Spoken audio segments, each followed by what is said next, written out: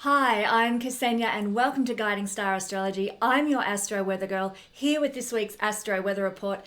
I'm going to show you how the stars are going to affect your life this week.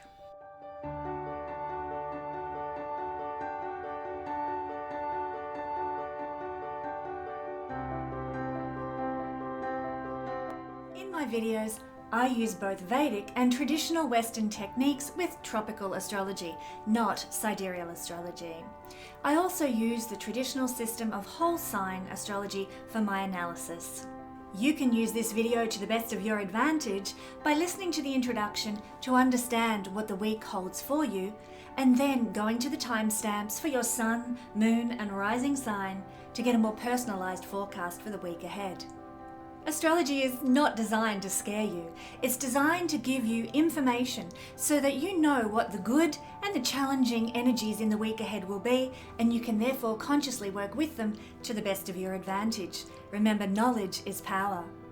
Now, there are scammers about, and so if you should receive a message from me on any platform requesting your money for a reading, know that it is a scam. Report them immediately. And now settle in and let's see what the astral skies have in store for the week ahead. Well, I am so excited, everybody, because today we have a massive video ready for you to explore what the lunar eclipse in Taurus is going to bring you.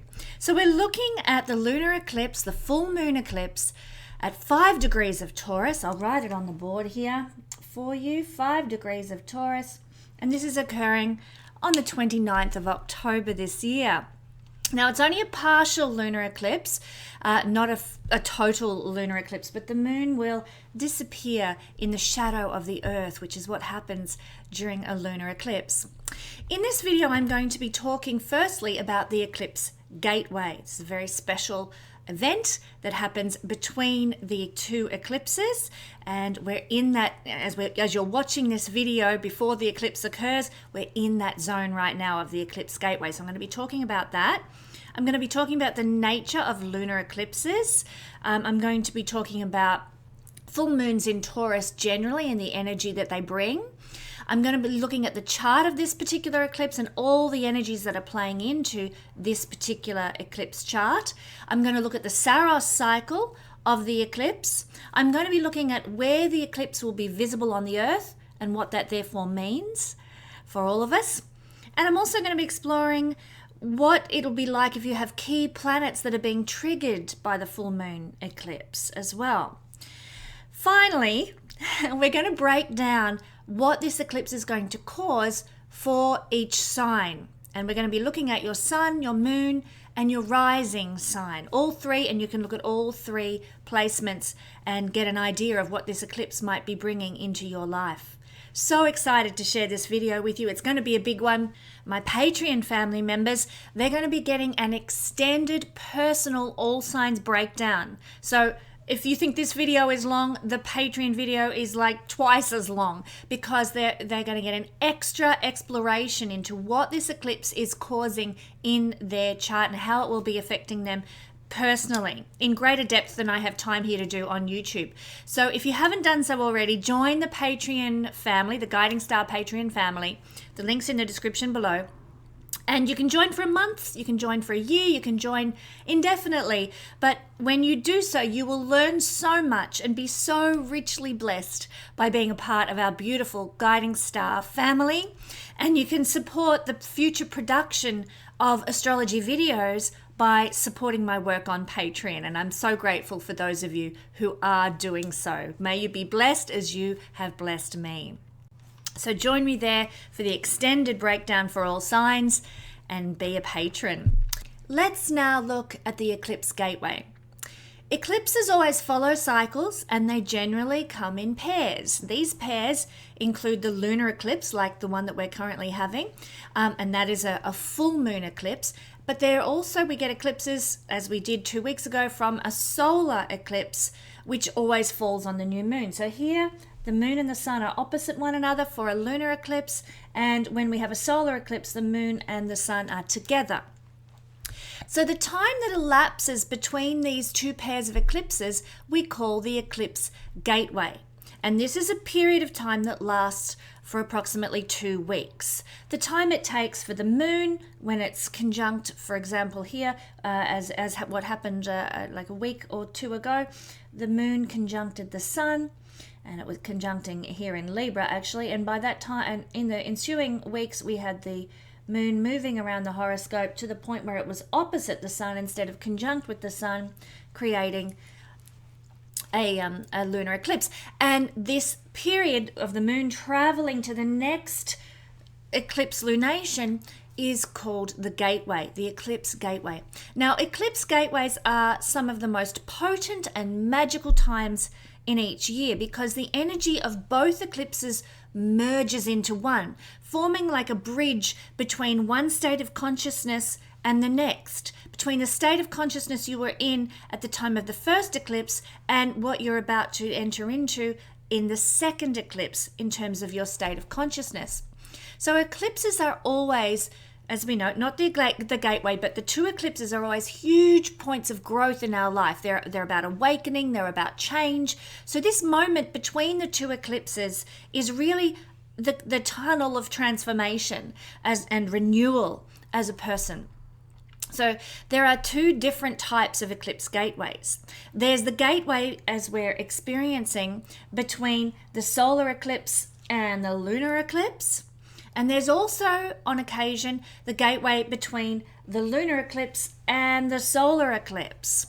It all depends on the order that the eclipses are falling in the timeline of the year.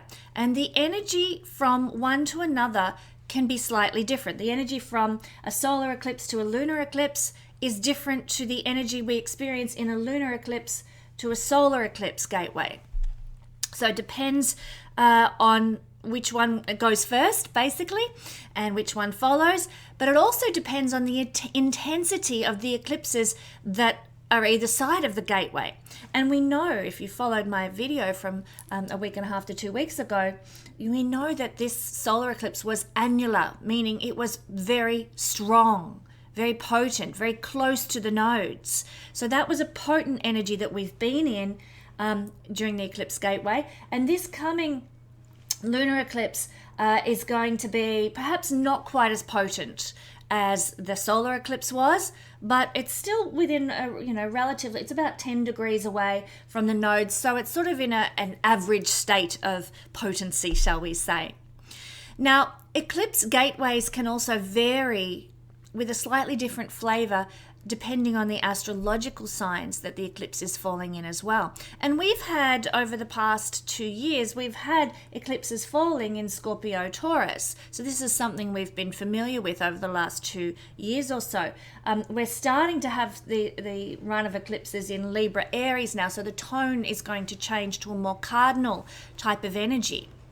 More starting new things, more turning over new leaves, more moving into new phases, that type of effect. Now, let's talk now about the gateway between the solar eclipse that occurred and the lunar eclipse that we're about to have. When we are walking the eclipse gateway between a solar eclipse and a lunar eclipse, the energy is different, as I've already said. So while a lunar eclipse pulls things out, solar eclipses draw things into our life and help us to create and direct energy in a new way. So when we start the eclipse gateway with a solar eclipse, this is an indication and a sign to us that we need to put our dreams into action and to take initiative and go after what it is that we really want in our life, be it a relationship, be it a career, be it a business, be it some creative expression, whatever it is, we need to put it into action. We need to be the one to put it from us out there into the world. It's a sign that we need to get more action-based energy into our life and to align our words with our actions, not just sit back on our laurels waiting for something to land in our lap, but to make it happen. So as we walk into this particular eclipse gateway, there's often a feeling that we have of support around starting new things, a sense of being guided as we take the next step in our lives, and it's a very high energy time. So it's likely, my friends, that you'll feel a burst of energy and inspiration following a solar eclipse. Leave a comment in the comment section below if that's what you've experienced.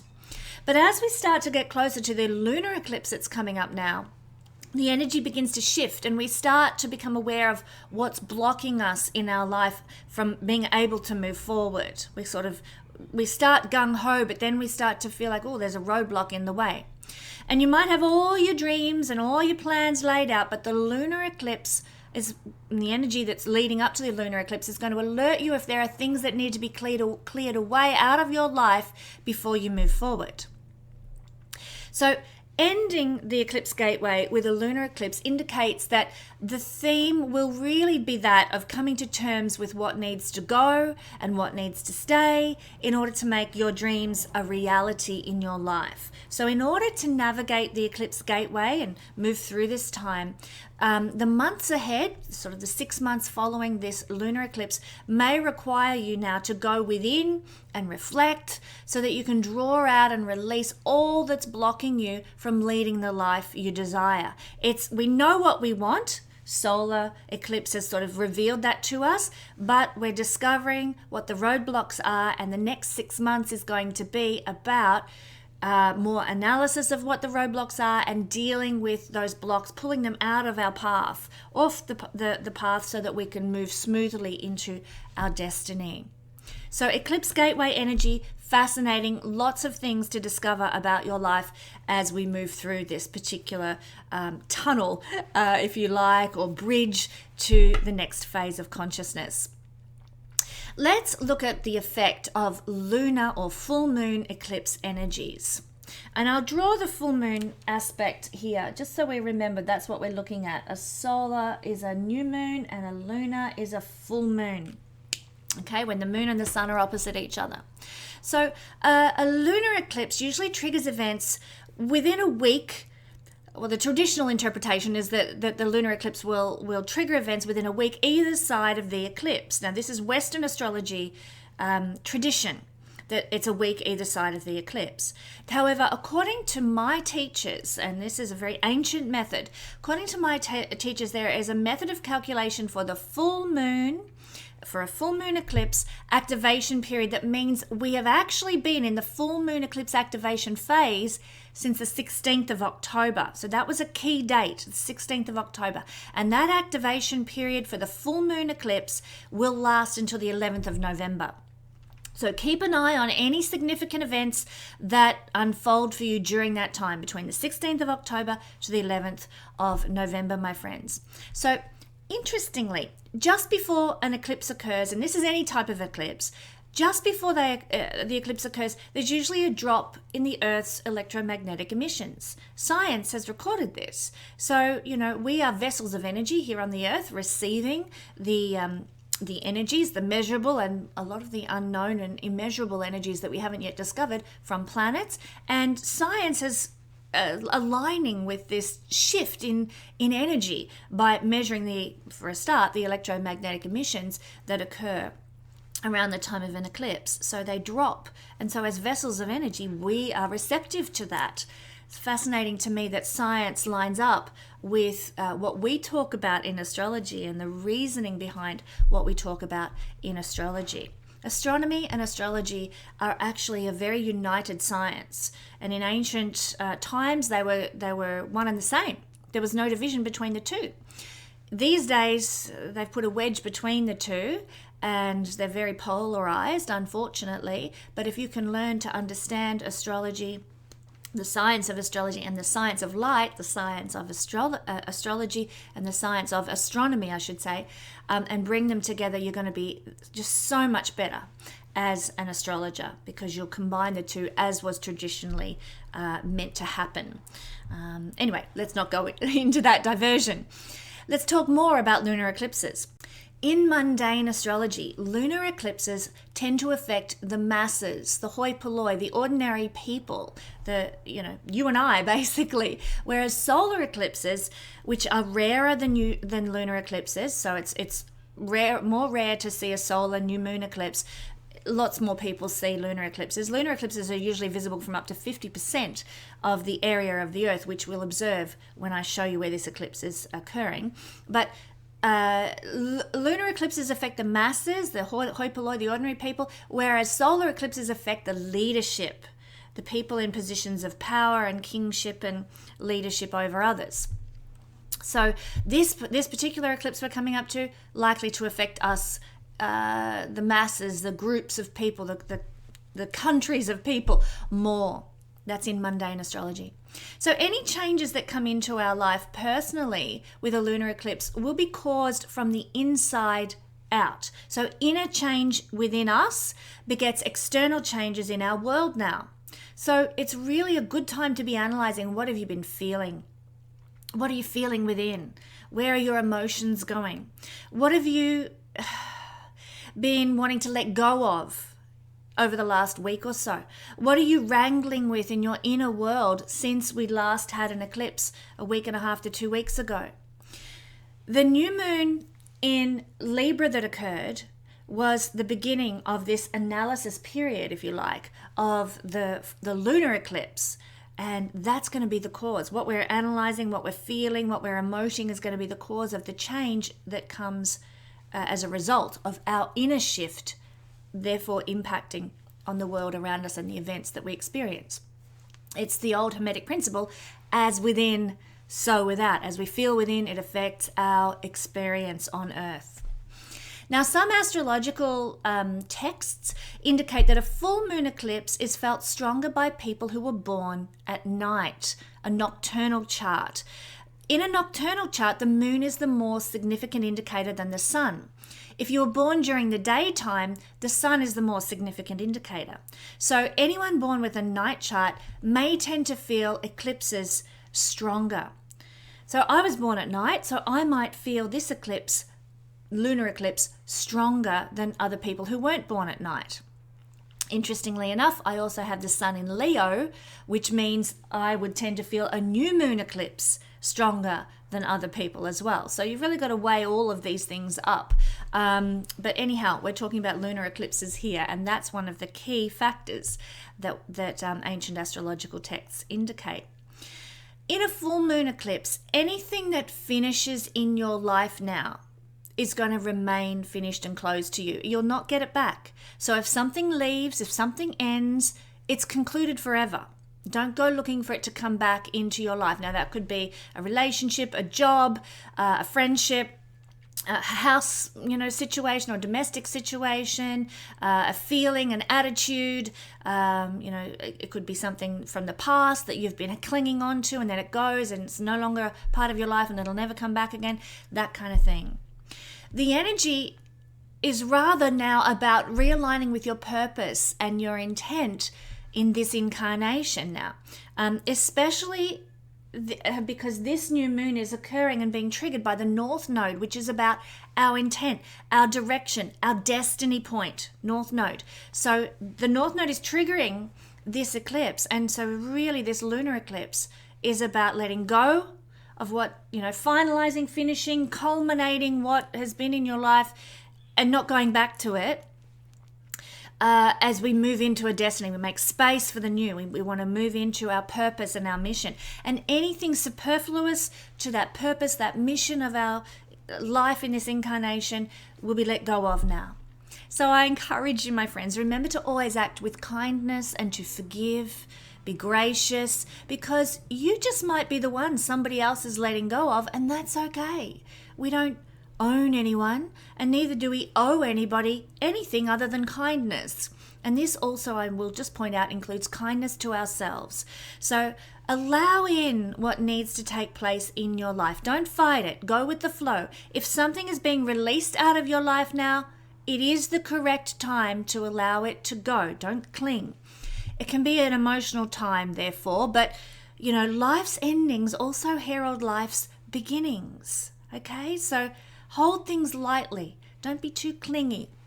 Let things go that need to go, and you'll move through this eclipse period with greater grace and more happiness in the long run, really. So this eclipse can also be bringing in some news of big life events that are going to affect you. And you might get this news between the 16th of October or the 11th of November, as I said, that activation period that we were talking about. Often you might get news, or there might be a random event that you didn't expect to happen. Especially because this eclipse is falling with the North Node, which is hungry. You know, the North Node is the head of the dragon, wants to eat, and consume, hungry. And actually the North Node also is considered to carry the energy of Uranus. So not only is it hungry, but it has the effect of liberating us in some area of life and guiding us to our authenticity. Uranus is authentic. It wants truth. And so this is the nature of the North Node as well. A random event or news of some sort that is guiding us to our destiny and is coming in thick and fast, and often surprisingly because of the North Node being with the full moon in this case. You might find, as a result of this eclipse, that the true character of someone might be revealed for the first time. Might not be pretty, I'll warn you.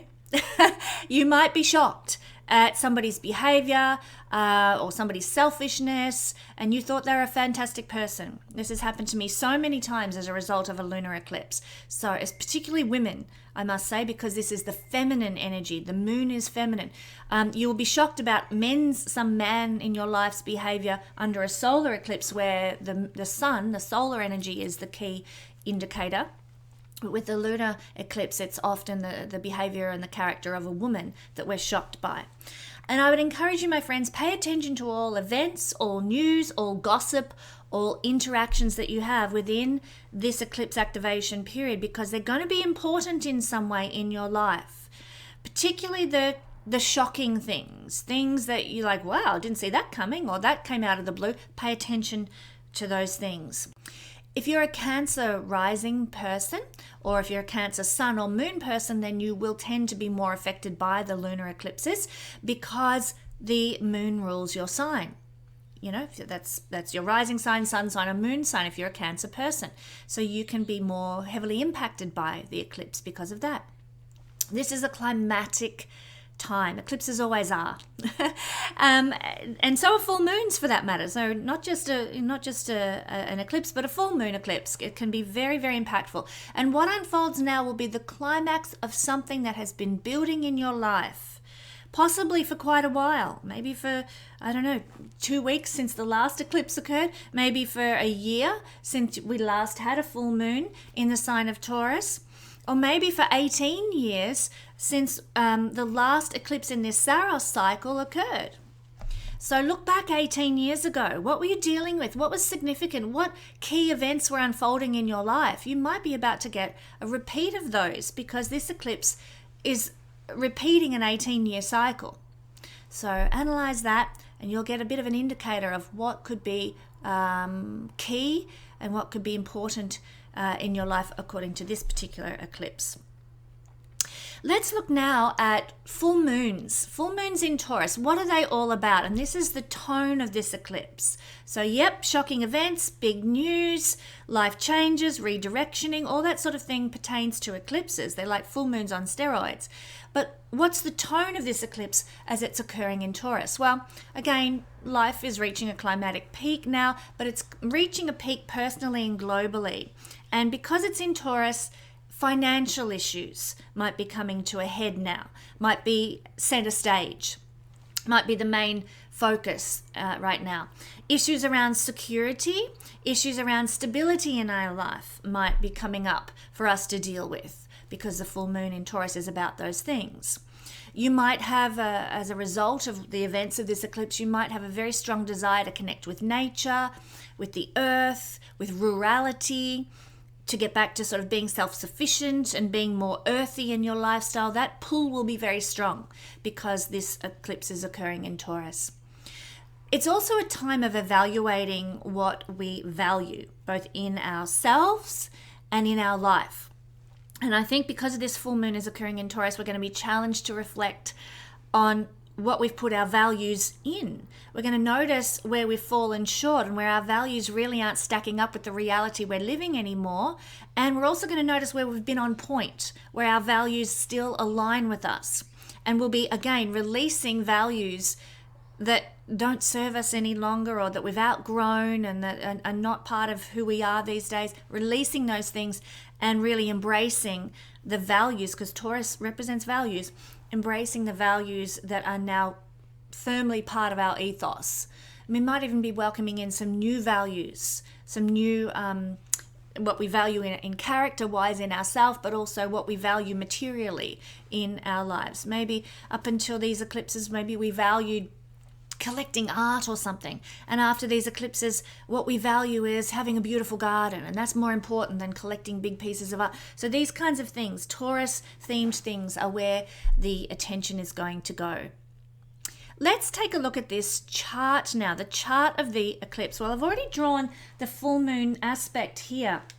An opposition between the sun and the moon always causes a full moon lunar eclipse.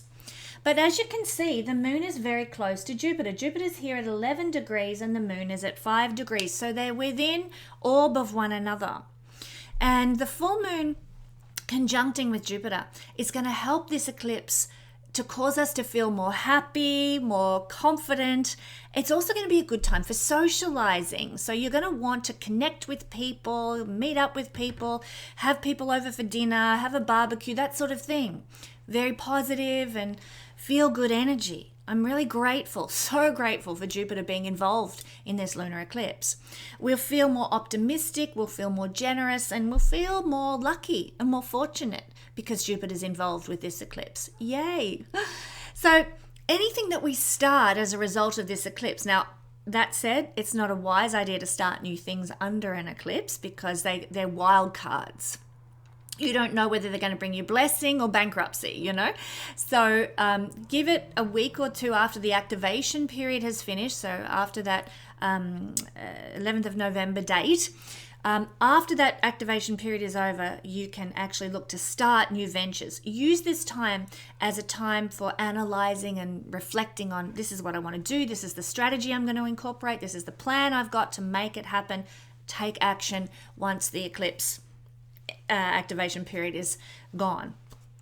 But anything that we start as a result of our planning and our inspirations that occur during the eclipse should be successful.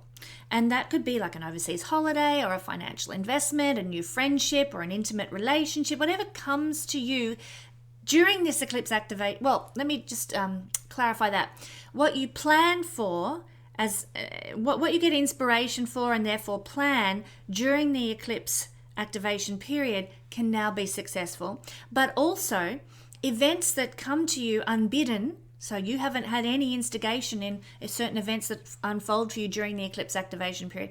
What comes to you, like a new friendship, a relationship that pops into your life, a job offer, things that come to you unbidden during the eclipse activation period can result in success because Jupiter is connected to this eclipse by a conjunction. So blessed. We feel, because of Jupiter's involvement with this eclipse, an amplified sense of attractiveness, appeal, we feel beautiful, which who doesn't want to feel that? That's great. And it can also mean that our popularity increases. We're more jovial, we get along with people better, everybody we meet feels like a friend, and it can just make a general feel of popularity on the earth, like alignment with others or connection with others, cohesion with others. It's a beautiful, beautiful energy. It can also mean, and eclipses mean this, but also Jupiter making a conjunction with this full moon can also mean that there might be a woman in your life, probably a maternal woman, a woman who is older than you, or a mother figure in your life, will positively affect you and will probably help you grow your personal development or your spiritual development now through their wisdom. It's also a wealth combination. So it's a wealth combination to have Jupiter and the moon together, particularly amplified by an eclipse, because we're more attuned to the opportunities around us and the positive things in our life. We respond to those things accordingly. And of course, Jupiter-Moon conjunction indicates that luck is on our side. Now also on the 29th of October, when this eclipse is occurring, we're going to be having an opposition to Jupiter by Mercury down here. Mercury's at 11 degrees and so is Jupiter. That's rather an awkward little line, isn't it? Let me try and straighten that up a bit, and I'll straighten up our opposition to Sun and Moon. So we've got a couple of oppositions playing out. Now, Jupiter with Mercury can be a bit of a double-edged sword. Sorry, got a hair on my neck there, just get rid of that. Jupiter transits can bring blessings, but they're, like I said, a double-edged sword. Jupiter will expand our conversations, Mercury energy, especially any conversations that we have that are about cultural, spiritual, and philosophical topics. But also our curiosity can be aroused by this, and we might be very, curious and exploring new ideas, new things, new philosophies, new beliefs. We might even take a delightful trip, because Mercury and Jupiter are both to do with travel. Mercury is small trips, Jupiter is going the long haul, long distance travel. We can be taking a trip that's local or further afield as a result of this eclipse energy and all the energies of the planets playing into this eclipse. We might also learn some fabulous new skills. But as I said, it's a double-edged sword. Watch out for overextension, because Jupiter takes things to the extreme sometimes when it's in a hard aspect. For example, we might have a more dogmatic approach to our beliefs and our communication. So we're having a chat with somebody and we're not listening to their point of view. And we're just like, my way's the only way. And if you don't think like me, then screw you, That's one of the ways this can behave. We might be overthinking everything because our minds are just amplified, too restless, and we can't switch off our brain. Mercury is our mind, Jupiter expanding everything, too much. So our minds are restless. Our imagination is also triggered here, because obviously that's a facet of the mind. We are imagining that we can achieve more than what we actually can do, more than what's realistic. So we're planning for unrealistic things. Our feet aren't on the ground. We're going too far. So another way that this can express is not paying attention to facts while we're looking at the big picture. We're looking at the big picture, but we're not paying attention to the small details. Or, opposite to that, we are so honed in on little minor details that we're not seeing the big picture, not seeing the forest for the trees. So this is something to be aware of, because this can tie into some of the effects of the eclipse, because it's forming on the same day. Now, you'll also notice down here that there is a conjunction of Mercury and Mars. They're within 1 degree of one another at the time of this eclipse. And of course, they're opposing the eclipse by an orb of 5 degrees. So, what does Mercury-Mars conjunction give us as a part of this eclipse? Well, it's a bit of a difficult one, I have to say. You can feel like your brain's going a bit bonkers, because it's another contributing factor to heightening the stimulation of our thinking, our speaking, our learning, and our mental processing. So we're really, really switched on in a mental capacity. And unfortunately, this combination of Mercury and Mars has a reputation as being a bringer of aggressive, argumentative, and rude verbal interactions as well. So it can be an energy of nervous tension. We're edgy, we're overthinking too much, we're overreactive with our words. We're getting snappy, we're putting our foot in our mouth. It's a difficult energy, and of course this can be amplified and exacerbated by the eclipse and by Jupiter being involved as well. So remember, my friends, that you do have free will. You can choose your words and you can choose your reactions. Are you going to use the words and reactions and behavior for good or for ill? Why not channel your words under this energy into verbally fighting for justice, or standing up with your communication for people who are unable to stand up? That's the true powerful energy here. Mars is the warrior. Mercury is your words. Don't be a keyboard warrior.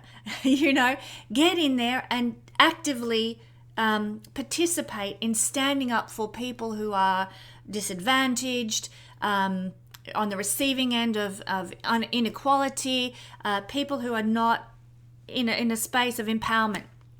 Get in there, use your words and your actions to fight for justice. That would be the best expression of this energy, rather than being the keyboard warrior or that aggressive person leaving shitty comments on my YouTube channel. There's plenty of those. Anyway, that could be tying into this eclipse as well. Now, I want to talk about something that's really quite interesting as a part of this eclipse. So I've got some good things playing out. We've got lucky Jupiter with the eclipse. We've got a couple of oppositions that are causing some tension. And we have a fixed star tying into this, but it's not the most fabulous of fixed stars, I have to say. So here is the fixed star. It's 7 degrees of Taurus. It's the fixed star Hamal. This star, okay, get my zen. This star is commonly known as the death wound. It's a star with the nature of Mars and Saturn, according to Ptolemy. It is said to bring cruelty and premeditated crime. So, as this eclipse is affecting the masses, it's a lunar eclipse, I've already told you, it's affecting the masses, we need to be prepared emotionally, mentally, with, good friendships and support networks, with happy, calming experiences as much as we're able to embrace them. Because this is a difficult fixed star to be getting activated by an eclipse. But the good news is that when the moon is with this fixed star, as is the case, it's thought to bring patient, slow success through hard work. It's thought to bring favor in marriage. It's thought to bring gains by business and speculation. So it's those ancient sutras indicate to us that it's a more positive energy expressed by this fixed star when it's with the moon. So the effect of crime and premeditated cruelty and so on, that's the general nature of the star, okay? But when it's with the moon, it tends to bring those more favorable sutras or the favorable energy that I spoke of. So it's going to be interesting to see what happens and how this fixed star ties into the energy of this eclipse. And I do feel it'll be seen on a mundane astrology level, out in the masses and on the news, so to speak. Keep an eye on this. The fixed stars have a very interesting and powerful effect. So let's observe what happens. The ruler of the eclipse is Venus. Okay, now this is interesting to me because she is the ruler of this eclipse in Taurus, and the previous eclipse we had was in Libra, which Venus also rules. So again, Venus, who's up here in Virgo, is the ruler of the eclipse for both of these eclipses, and she's therefore the ruler of the eclipse gateway period as well. From one eclipse to another, she is the ruling planet. Now, she is at 18 degrees of Virgo. She's moving direct, but she's in debilitation. And basically that means she doesn't have enough energy to give us strong results. Okay, so we've got the Lord of this eclipse feeling pretty lackluster, pretty unenergetic. So that doesn't mean we're not going to get lots of big results from the eclipse. We will. But the quality of those events, the quality of those results is going to be pretty disappointing. It's not going to be stellar. It's not going to be like Venus, if she was exalted, would be giving glorious results from the events that occur. Here in her debilitation in Virgo, she's not really going to give strongly beautiful results. She might give pretty meh results to the events that occur. There is one thing that's happening though, and that is that she is forming a trine to Uranus. So Virgo to Uranus. So this could give more of the effect as a result of this eclipse, a pleasant surprise. Okay, it's not going to be disastrous. It's not going to be, oh my God, my life is ending kind of energy. But it could just be, oh, that's lovely. Oh, that's very nice. Pleasant surprise. Uranus brings a surprise. And a trine energy means that there's support in a positive way for this debilitated Venus to do something nice. Okay? So that's the analysis I would give for the ruler of this eclipse. Not going to give us hugely, rocket launch into some beautiful, powerful, glorious destiny, but more like, oh, that's a lovely surprise. Oh, very nice. That's so good that happened, which is great. Better than a poke in the eye with a sharp stick, as they say. And finally, now I want to talk about the Saros cycle of this eclipse. This Lunar Saros series. Well, Lunar Saros series, like lunar eclipses, are about 800 years long. And so that's a little bit shorter than the solar Saros series, which they're about 1400 years long. And the difference being is that solar Saros series begin at the North or the South Pole and grow gradually bigger and stronger over 1400 years and then contract again at the end of the 1400 year period. Whereas the lunar Saros series that are 800 years long, they begin at the equator. And they roughly contain about 45 to 47 eclipses per series. So it's a shorter duration of time that we have the lunar Saros series by about 600 years. But they're part of the same, they're connected, they're part of the same series, they just last different lengths of time as a series. Now, outside an orb of 12 degrees and 15 minutes from the nodes, a lunar eclipse just can't take place. So it needs to be closer than that to the nodes of the moon. And lunar eclipses also have their own Saros series, although the information in the astrological lunar eclipse Saros series is actually very, very hard to find online. NASA Saros series are very different to the astrological Saros series. So don't even pay attention to NASA Saros series because it won't tell you anything. But lunar eclipses are still part of this solar Saros series that I talked about in my previous video. They're part of that family. And in this particular set of lunar Saros series began on the 22nd of June, 1248. Sorry, the solar Saros series began on June the 22nd, 1248. And it's going to finish on the 26th of July in 2492. So this series of eclipses that repeats every 18 years, not 19 years as the Metonic cycle does, but every 18 years, it carries the energy of this initial eclipse birth chart. And I spoke about that in the last eclipse video series on the solar eclipse in Libra that we had. So in the original chart, according to Bernadette Brady, Pluto trined the eclipse while Mars was squaring that Pluto placement. So this therefore means that this family of both solar eclipses and lunar eclipses have an energy of power, anger, and force because Pluto and Mars are the key planetary energies. Now, what this means, I feel, and according to Bernadette Brady, is that great blockages in our life can now disappear, almost by magic. People who have low levels of consciousness might encounter a crisis that rips the rug out from underneath their feet, so leaves you reeling, leaves you sort of without a solid foundation. It's a bit of a shock. Higher levels of consciousness in people who flow with the changes of life, who are not clinging tightly to what they have, will experience change that happens very quickly, very rapidly, and like a dam burst sort of opens the floodgates for the new to enter into life. But you've got to be flexible, you've got to be adaptable to allow that in. So that's my analysis of the Saros cycle. I hope that's helpful, and I hope I haven't confused you by talking about the two different sets, the solar Saros series and the lunar Saros series, that are actually one and the same, part of the same energy, part of the same initial family. So I hope I haven't confused you there. Now we're going to have a look at whereabouts this lunar eclipse will be visible and what that means in your part of the world. So here we are with some examples of what we're going to see when we have the lunar eclipse. So let's play this. This is actually the shadow of the Earth falling across the moon, and this is what it's going to look like. Let's move through this. I'll press play.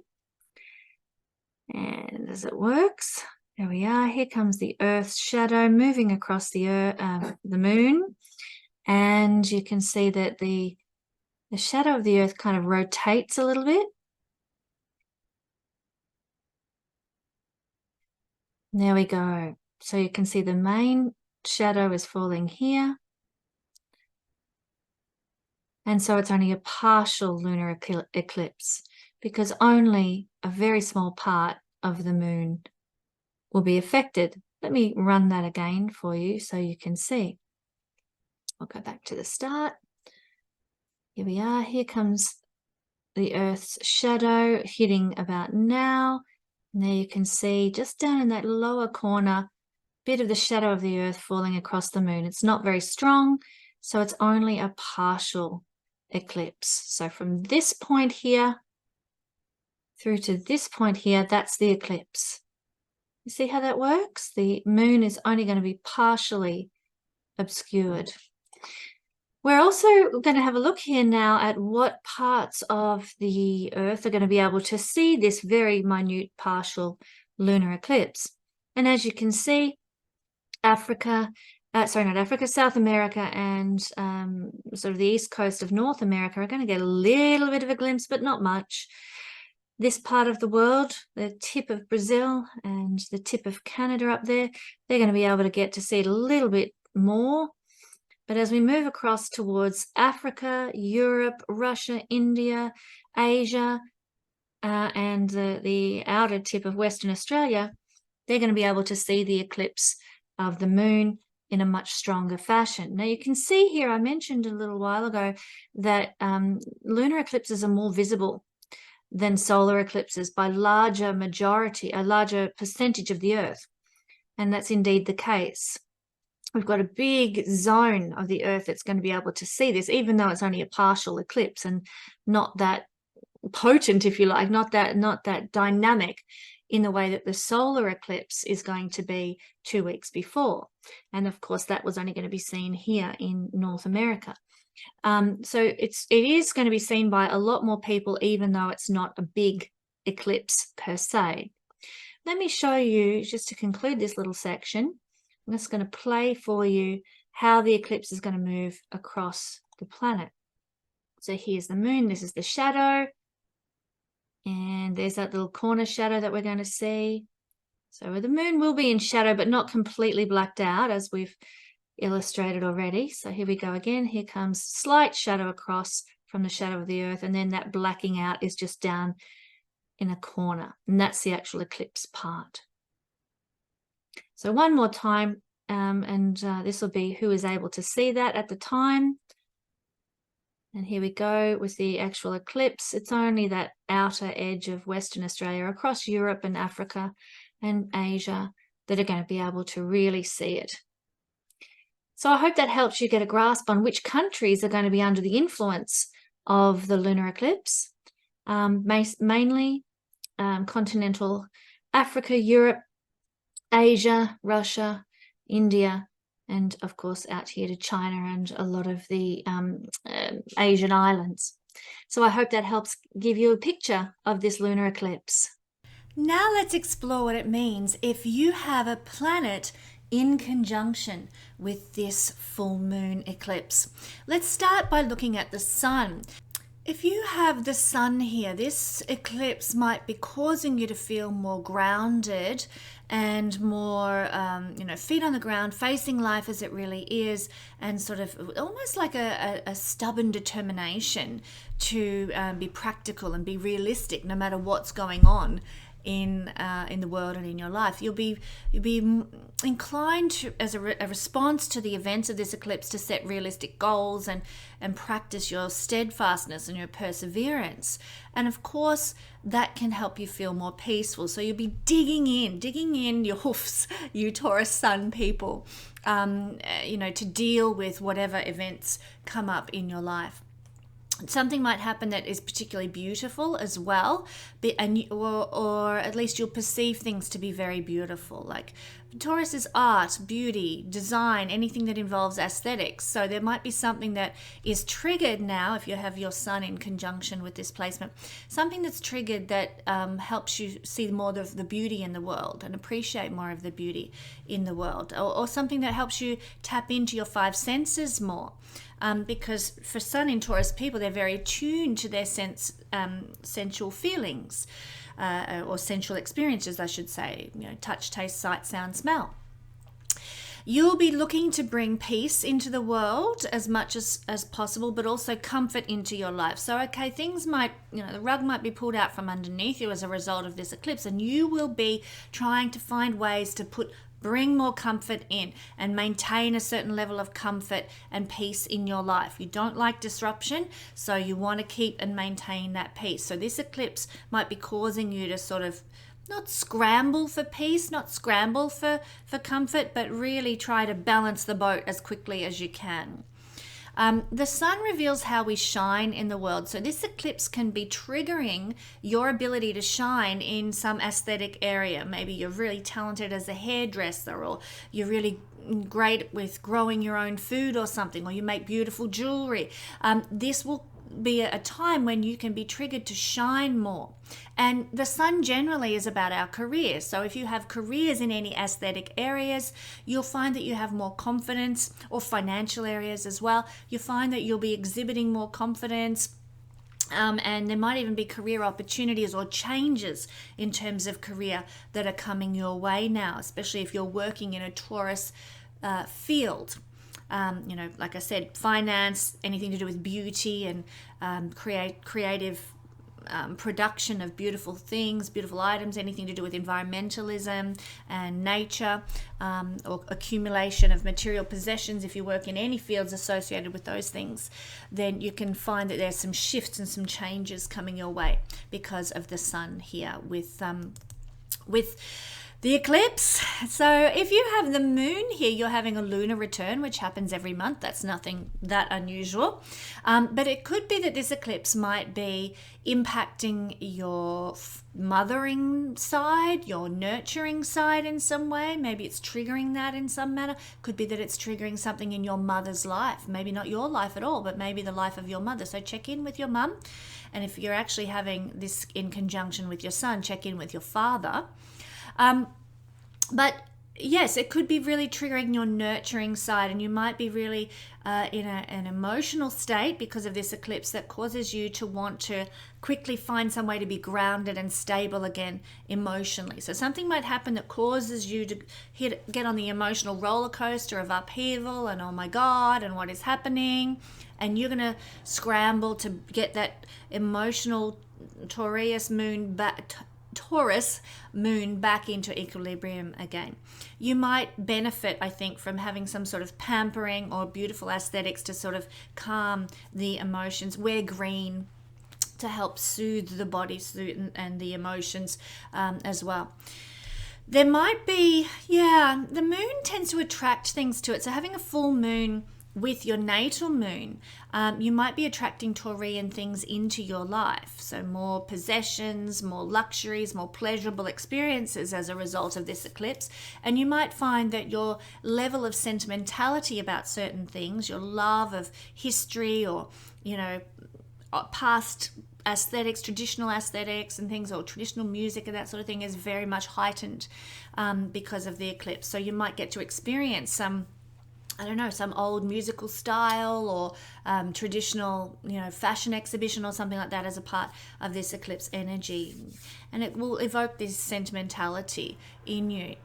Also, I think that a lot of you Taurus moon people will be tapping into past memories very strongly, and that will be affecting you. And as I said in the introduction, this is an introspective energy, this eclipse. So a lot of you are going to be tapping into these powerful memories. Taurus moon people have memories like elephants in the first place. You don't forget things. So you're going to be really reviewing, going over things from your past, emotional experiences from your past, wanting to sort of get that feeling again you had when you were a child and you smelt the clover in the paddock or that kind of stuff. You really want to tap into old memories, old sensual experiences, and you might get the chance to. You might be just walking down the street and past a vacant block and there's clover blooming there, and you can just smell it and it takes you back. So it's possible that with this eclipse you might have an experience that really jolts your memory for some long ago place or feeling that you had. You might even have an increased desire to be in nature, surrounded by gardens or fields or some sort of more provincial circumstances as a result of this eclipse as well.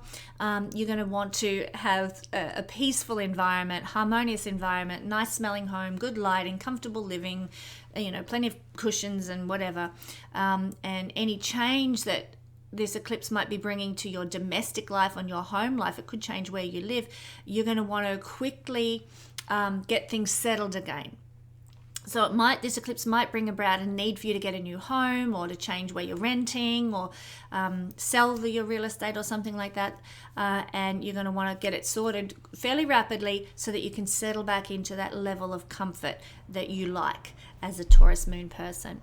Now, if you're having Mercury in Taurus here around 5 degrees triggered by this eclipse, then this could really give you an opportunity to speak, this eclipse. But it's an opportunity to speak up steadily on a subject that has to do with sort of creating more stability, creating more peace on the planet. So I really see people with Mercury and Taurus getting triggered by this eclipse as having the opportunity to take a stand and to start using their words with a message, because Mercury is the messenger of the gods, a message of peace, a message of self-sufficiency, a message of let's create more comfort. And of course, Venus rules Taurus, and she also co-rules Libra. So as a message of balance and a message of harmony and beauty that you're going to want to be speaking about. So I think there'll be opportunities for people with Mercury here to start sharing the message from the gods that humanity needs to hear regarding these Taurus things. There might also be, Mercury is business, so if you are a Taurus Mercury person conjuncting this eclipse, then you might find that there's some shifts and changes that come to your business practices or any buying and selling that you're doing. This eclipse is going to affect those things. If you're leading a workshop, if you're teaching in any way, then you are going to find that this eclipse will bring some shifts, some changes. Maybe you plan to do a workshop series, along comes this eclipse and it turns it on its head. You can't conduct your workshop, or you have to find a new venue for it. Those sorts of things, just big changes that you're like, oh, that's a pain in the neck. Keep remembering, my friends, whatever comes, it's for the greater good. And that applies with every one of these planets. So if you find your business sort of goes through a bit of a roller coaster ride, just know that that it's for the greater good. Ultimately, it's going to take you to a better place, as eclipses do, especially this one because it's with the North Node, the destiny point. But the good news is, Mercury people, is that you've got Jupiter here helping to expand your business, helping to expand the popularity of your words and your communications as well.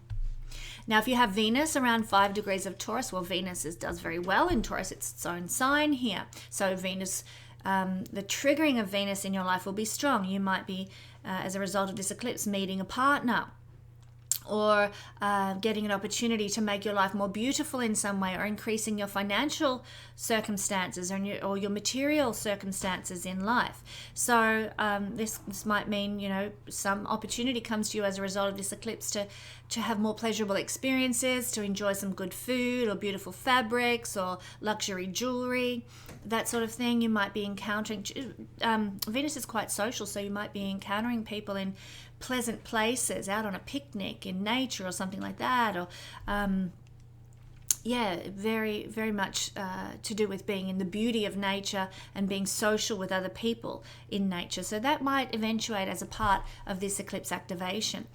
Venus represents where we can attract money and what we can make money from. So this is probably more relevant to the house placement, but here in Taurus you could make money through using food or the voice, or through things to do with the face, the teeth, the eyes, the ears, that kind of thing, through art, through creativity, through beauty, through aesthetics, through the environment. And so there might be a triggering of that in your life now. The opportunity might come to you as a result of this eclipse to make money through Taurus-based things in some way. So keep your eyes open.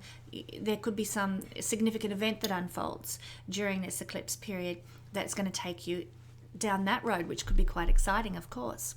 Now, Mars in Taurus getting activated by the eclipse at 5 degrees. Mars doesn't usually like to be in Taurus because Mars is a quick moving energy and Taurus is rather plodding and slow. So it isn't the easiest place for Mars to be. But I feel that if there's this eclipse brings things in a very fast fashion, even when it's occurring in Taurus. So some change is going to come into your life that you're going to need to put action into, that you're going to need to, start running with. Because Mars is action. Mars is to take initiative. Mars is to get started, get going, get on it, make it happen. And so there's going to be some opportunity that might come your way. There's going to be some event that might unfold, and you're going to need to do something about it. If you want to get the most of that situation. So keep your eyes peeled for opportunities that land in your lap, for chances to sort of increase, like Taurus energy, increase your resources, your money, increase the experiences you have in sort of beauty and nature. When those opportunities arrive with this eclipse, don't dilly-dally. Don't muck around. Don't be sort of plodding about it. Mars, Taurus people, you've got to get that action on and make it happen.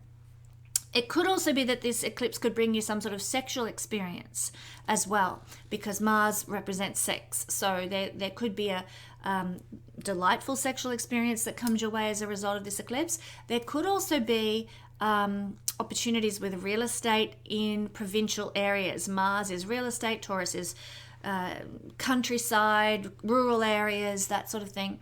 And so there might be an opportunity regarding those sorts of themes that come your way as well if you have Mars being activated by this eclipse.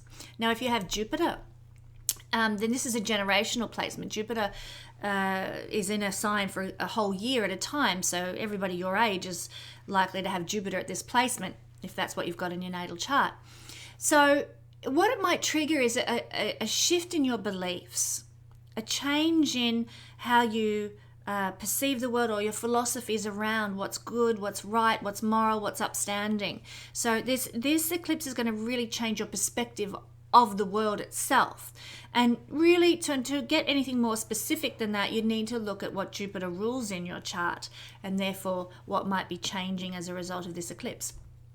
But yeah, you might find that you are delving into a period of higher understanding about nature, about the environment, about the earth.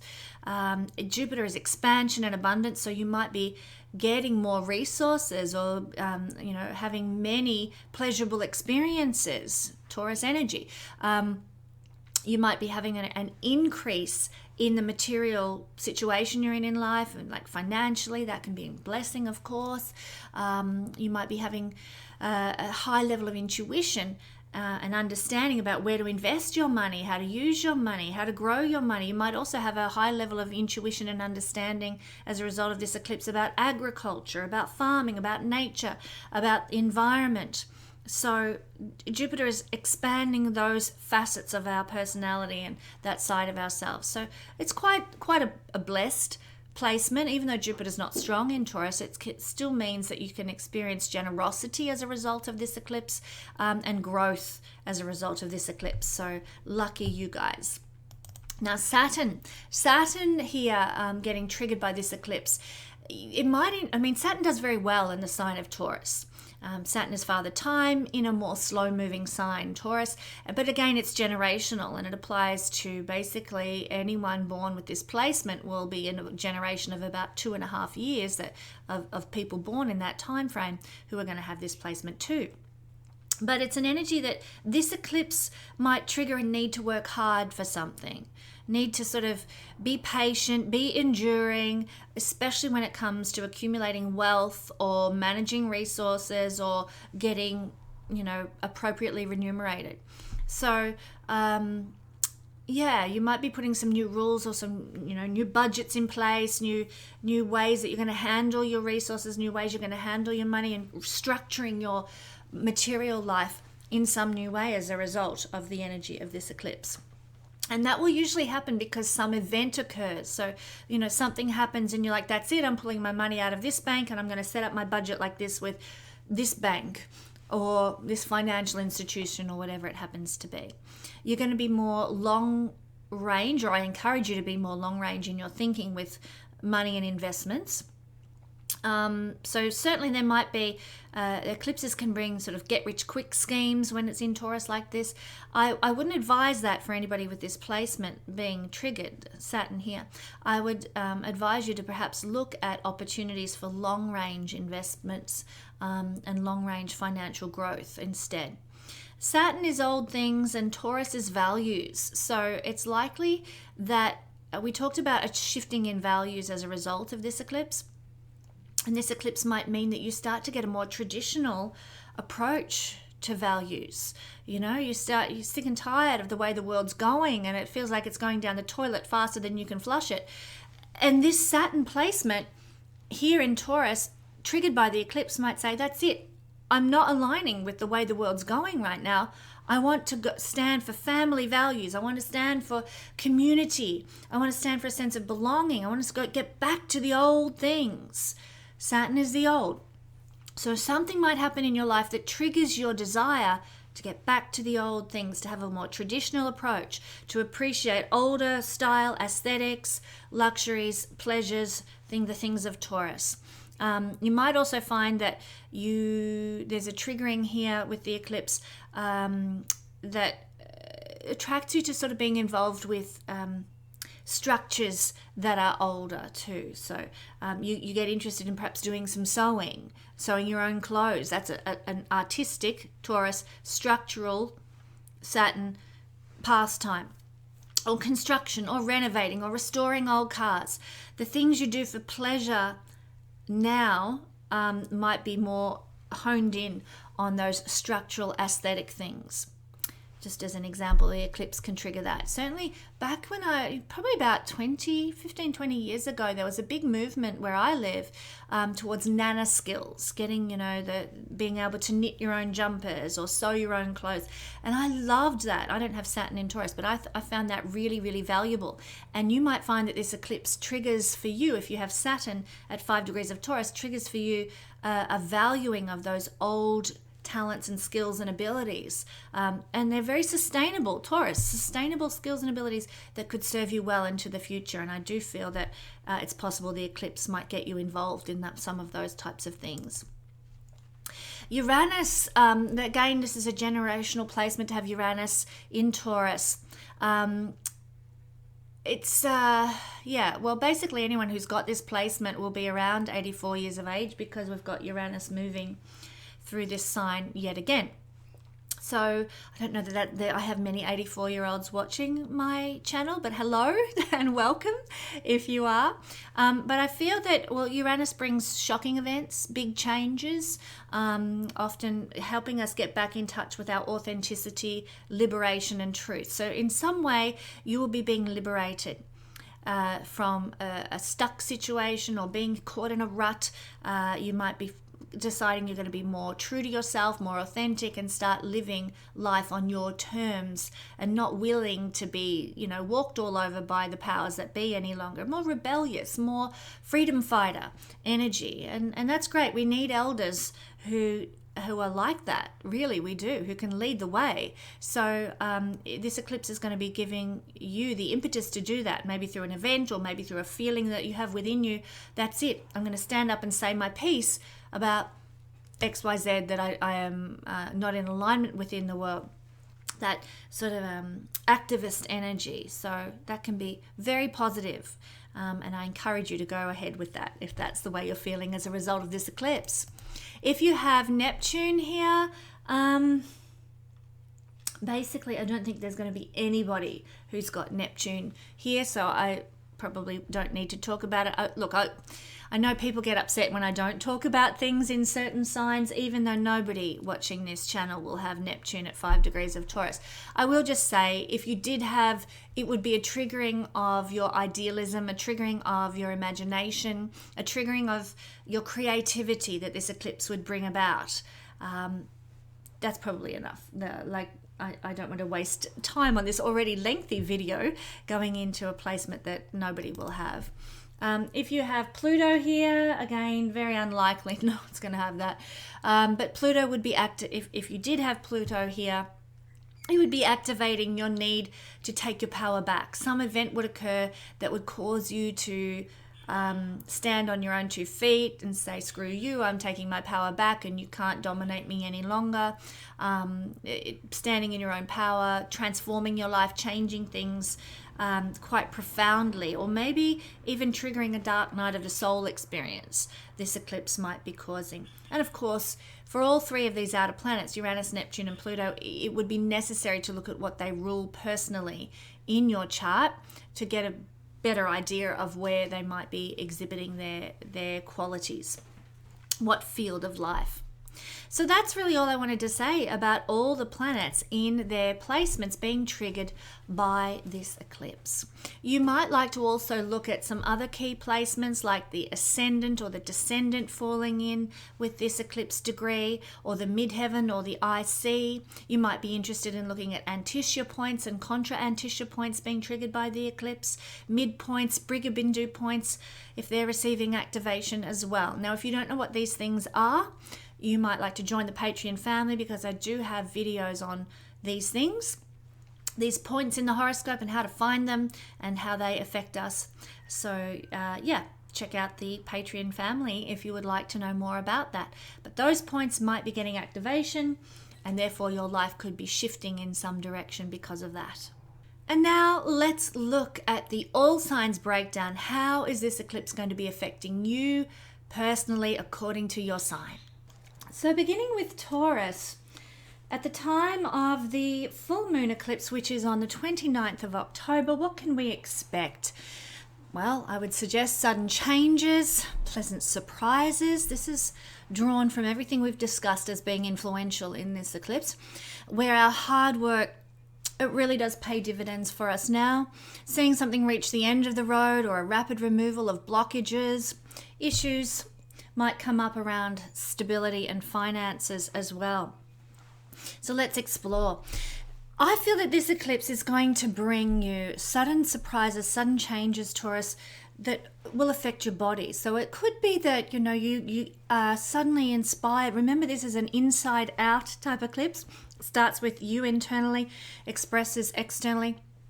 I think you might decide, you're going to change your hairstyle or your hair color, or really overhaul your wardrobe, or you might even be affecting the food that you eat, how you exercise, and how you show up in the world. So there's big changes that could affect you at a physical, personal level. You might also be experiencing some big changes internally in terms of charisma, especially with Jupiter in a conjunction with this particular eclipse.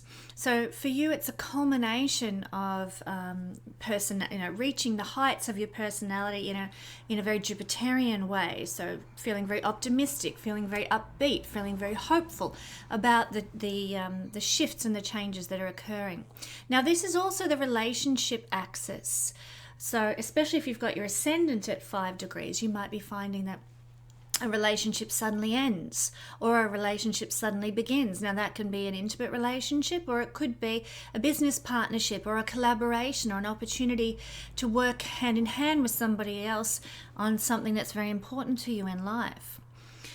You might be experiencing, as I said, sudden changes in your appearance. But of course, remember, when we fall in love, when new romance enters our life, we suddenly, our aura changes. We sort of have a beautiful new vibe and a beautiful new energy as well. So there can be sudden changes to your aura, to your charisma, to your vibe, because of the interactions you're having with other people as a result of this eclipse. There could be shifts and changes that come as a result of this eclipse.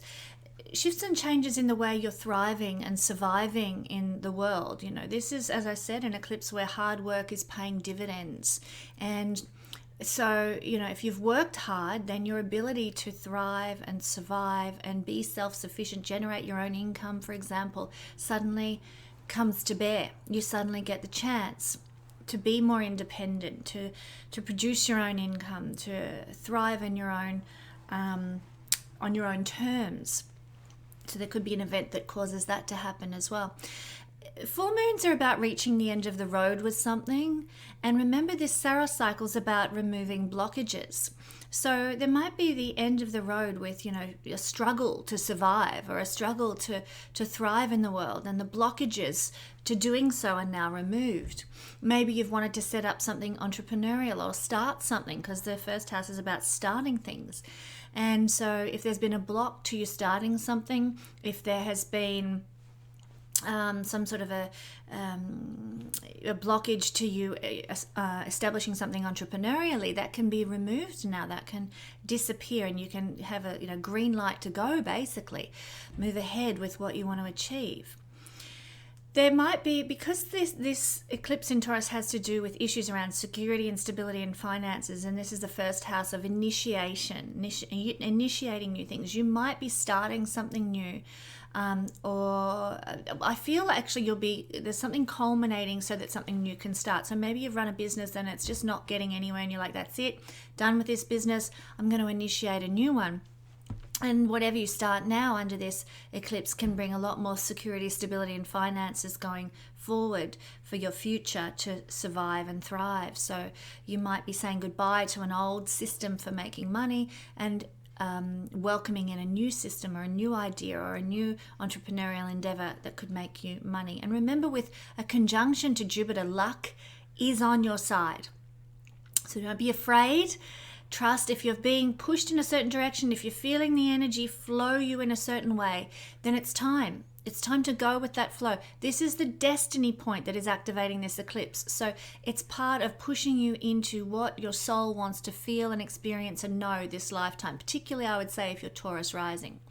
So considering that this eclipse is caused by the North Node, it indicates a very strong period of new starts and fresh beginnings regarding something entrepreneurial, or regarding how you're showing up in the world, your confidence, your enthusiasm and vitality for life, your health and well-being, the physicality that you carry. It's indicating new starts with your presentation as well. So that's why I began this section by saying many of you Taurus people are going to be reinventing how you look as a result of this eclipse, and that could be so much fun. This is a very healing placement. So if you have felt like life is heavy, you're being held back in some way from success, or that your body's not functioning the way you want it to, this is an eclipse that can spell a time of healing for you. And that could look very simply like you finding the right physician to help you with an issue with your body. It could look like you decide you're going to start living with more confidence and more self-assertion, and that heals, feelings of inadequacy or feelings of not being able to progress in life because you embrace a new energy, a new inner strength as a result of this lunar eclipse. So it can be very healing in many, many ways.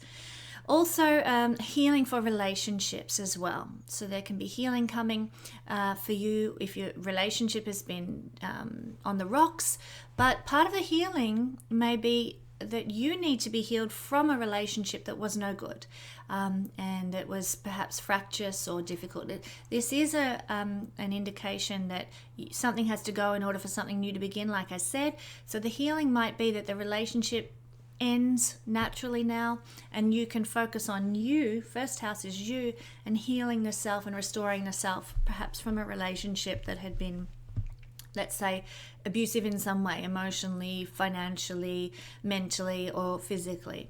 So in that sense, whatever change wants to come in, welcome it with open arms. So the end of the road can come as well for Taurus people with something to do with personal identification. Maybe you've always identified as, I am a mother, I am a lover, I am single, I am married, I am a career person, I am a homemaker, whatever it happens to be that you say, I am this, I identify as this. This culminating influence of the full moon is saying you've probably reached the end of the road with a certain type of self-identification, and it's time to start something fresh, to identify as something new. First house is how we identify. And so I really feel for many of you Taurus people, you're kicking to the curb an old identification model that you worked under, and now you're going to be embracing something new. And I would just encourage you with that in mind. What do you want to identify as? How do you want to be seen by the world? What type of personal identification do you want to align with now? You may just, I talk about this quite a bit with my partner David, and we talk about how society has become so focused on political identifications. I am straight, I am gay, I am trans, I am a man, I am a woman, I am from the country, I'm from the city, and there's a politicization of our identification. Maybe what we really want is to just say, I am human, and just leave it at that. But the first house is identification, self-identification. So how are you going to identify yourself is what this eclipse is asking you. And I hope that you find an answer that fills your heart with joy. Now, if you would like to hear the extended interpretation for your sign, Taurus, why not join the Guiding Star Patreon family, where there is an extensive video, a couple of hours longer than this one, exploring what this eclipse means for all signs. I'd encourage you to meet me there. It's only $5 a month, and you can join for as long as you like and get all these extra forecasts, extra videos, and in this case an extra deep dive into what this eclipse means for our beautiful Taurus friends. Thank you, Taurus. Okay, my Aries rising, Aries sun, Aries moon people. The energy of this very special lunar eclipse is falling in your second house. And this is occurring on the 29th of October, a full moon eclipse at 5 degrees of Taurus. So this is where we might expect some sudden change, and as I said in the introduction, probably a pleasant surprise of some sort. And this could change your value systems. So you might put a lot of emphasis prior to this eclipse on certain values. You might really value people who are, or yourself, being upfront and saying it as it is, not beating around the bush. And lo and behold, along comes this eclipse and your value systems change in some way, and you might suddenly value more discretion or more tact with how you communicate and put yourself out there. So there can be shifts and changes with values and what you deem as being important qualities in yourself and important values in the world. But a pleasant surprise in such a way. Really, this eclipse is all about hard work paying dividends for you now, and so that can be a blessing in the second house, Aries, because if you have worked hard, this financial house can see manifestation. You can see rewards for effort now. As a result, this eclipse can bring you a pat on the back, so to speak, and the chance to get the recognition that you want for your efforts, but also the financial remuneration that you want for this as well. Something in your life might be ending. This is a full moon eclipse after all, and the full moon indicates culmination points, endings. You've gone as far as you can go with something. So something in your life might be ending so that you can then welcome in a new beginning. North Node is fresh new starts. A new beginning with some sort of self-sufficiency. So that could be actual self-sufficiency, growing your own vegetables, having an off-grid house, that kind of thing. And you're ending your reliance on the mainstream and the man.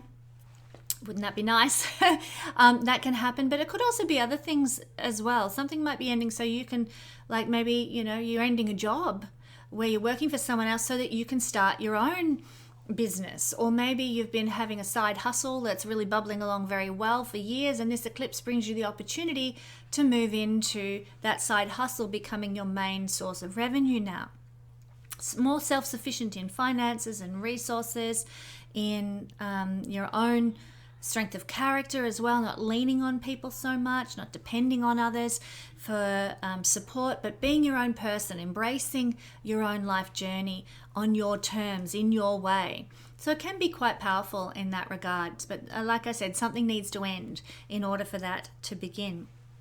I do see for many of you Aries people the end of the road with some sort of financial situation. So then you might be, bringing in new financial opportunities that come your way that are going to take you to a new level of empowerment. Something usually that we didn't see coming. some sort of financial opportunity that you weren't expecting to come your way. Maybe a job offer, could be a chance to go in, partnership with somebody to achieve some sort of investment goal or something like that. New financial opportunities you didn't see that were coming your way. So keep your eyes peeled now, because the benefits are there.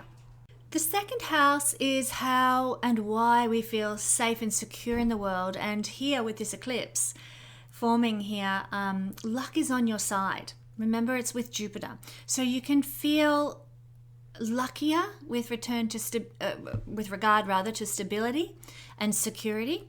It's not necessarily saying that you're going to get a sudden windfall and that all your financial concerns and material concerns are now going to be taken care of, but it can mean that you will feel luckier. Remember, this eclipse is as within, so without. You're going to feel luckier, feel like the universe has your back, feel like, things are going my way. And that means things start to go your way out there in your external reality regarding safety, security, and feeling, comfort in life, solid. So that's a blessing, Aries, that I'm happy to share with you. You can be luckier and financially luckier to help, shore you up for the future. Now, considering this eclipse is caused by the north node of the moon, it does indicate a period of new starts and fresh beginnings. And of course, this relates to values, this relates to finances, and feeling safe and secure in the world. So if you felt like life's a roller coaster and it's a rocky road and the rug can be pulled out from under you at any moment, this eclipse is occurring to make things more solid for you, to make you feel like, and make you also know, not just feel, but to know more security and stability. Yes, eclipses can be volatile. They can. But this eclipse in the solid second house is designed to bring you more security and stability on a material level in the material world that you're experiencing.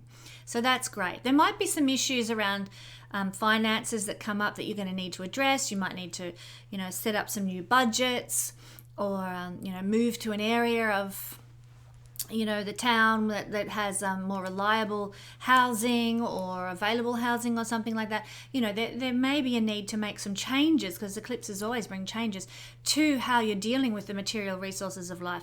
But basically, it is an energy that says the old is going now and the new is coming in. And I feel that it could be quite blessed because of the conjunction with Jupiter. So I'm really seeing the end of the road occurring for you and the removal of blockages in a material sense now. But I encourage you, Aries, look back 18 years ago. What was happening in your life? Where were you at? What was unfolding? There might be some repeating themes of your material circumstances along the same lines as what was occurring in your life 18 years ago. Now, my friends, if you would like to hear the extended interpretation, and there's so much more I want to say about this, if you want to hear the extended interpretation for your sign Aries, why not join the Guiding Star Patreon family, where there is an extended video, 2 or 3 hours longer than this one, exploring what the eclipse means for all signs at a deeper level. Thank you, Aries. Now we're going to explore how this lunar eclipse in Taurus is going to be affecting our Pisces friends. This is occurring on the 29th of October, my friends, at 5 degrees of Taurus with a full moon eclipse. And this is playing out through the third house, as we know. So there could be coming your way some sudden but pleasant changes in your point of view or mental perspective. You might have thought the world is always this way, or people always do this. And then along comes the eclipse and something shakes your tree regarding how you perceive the world or understand the world, and your mental balance changes. And look, I know I have Jupiter in the first house, so I know I'm a Pisces and I come across as very buoyant and upbeat, but I do have my moments of, oh my God, what is the world coming to? We're all going down the tube. And so I look forward to this eclipse that hopefully will help shift that mental perspective of maybe worry or fear, which worry and fear is connected to the third house. That can be shifted. And of course, Jupiter's tying into this eclipse. So of course, our attitude and our mental view can be more positive as a result of this eclipse. We can have a more glass half full, like, oh, you know what? we're on the winning team. You know, life is going to be, we're at the turning of the ages, and we're going to shift into a better state of being and head back to the Kali, out of the Kali Yuga and back to the golden age. And yay, thumbs up. We can have that more positive, big picture mental approach now as a result of the eclipse, and maybe some events that occur during the eclipse will trigger that feeling of positivity for us. That would be wonderful. We can also have a lot of psychic action as well, big intuitive hunches, psychic downloads, tinglings down our spine when we think of a certain thing, and oh, that's true because look, my body's electrical systems are amplified here through this, goosebumps.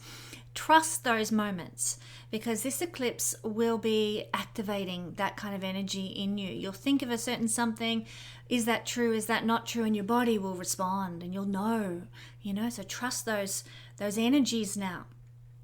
This is the realm of the chart that has to do with sisters, brothers, neighbors, cousins, relatives, and so there's a big focus on their lives now. What's happening with particularly a sibling that's directly younger than you. Check in with siblings, check in with neighbors, make sure everybody's doing okay. Eclipses often bring, look, I'm going to just lay it on the line.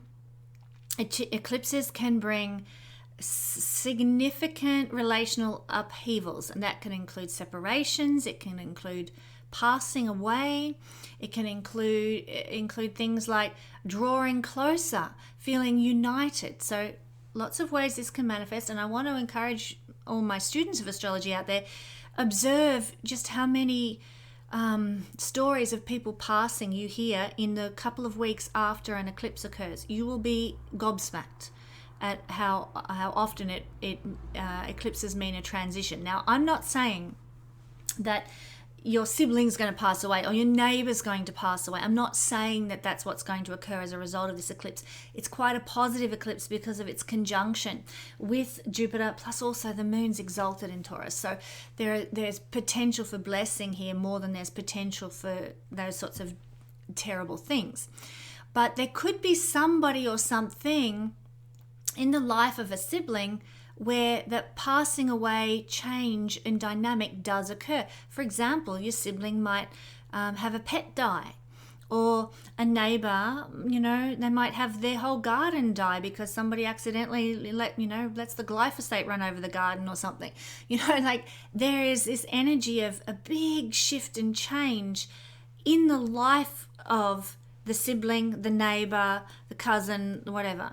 So there's a change, and that can include big changes like death and passing in some manner, metaphorically even. Could mean that they are saying goodbye to a certain way of life and embracing a new way of life.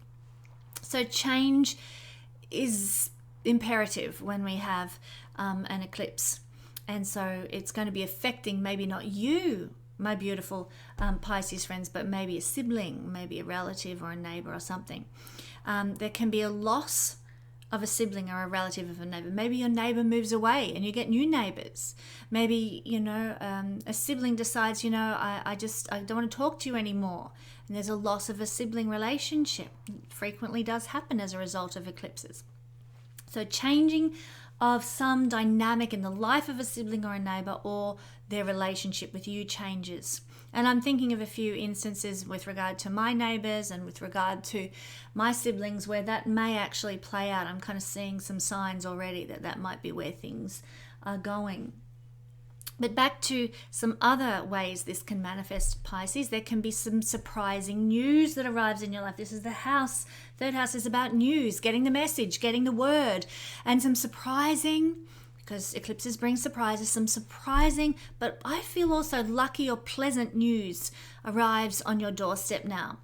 I would also suggest that because this is the house of a small business, if you run a small business, or if you're using your skills or your talents to, create some sort of a side hustle for you, then I think luck is on your side to see that business grow and flourish, to maybe could be an ending of the way you're dealing with that business or that skill or that talent, and ending the way you're dealing with it so that something new can come in. The North Node is here. There's space being made for a new talent or a new angle on your business or something, or a new promotion of your business.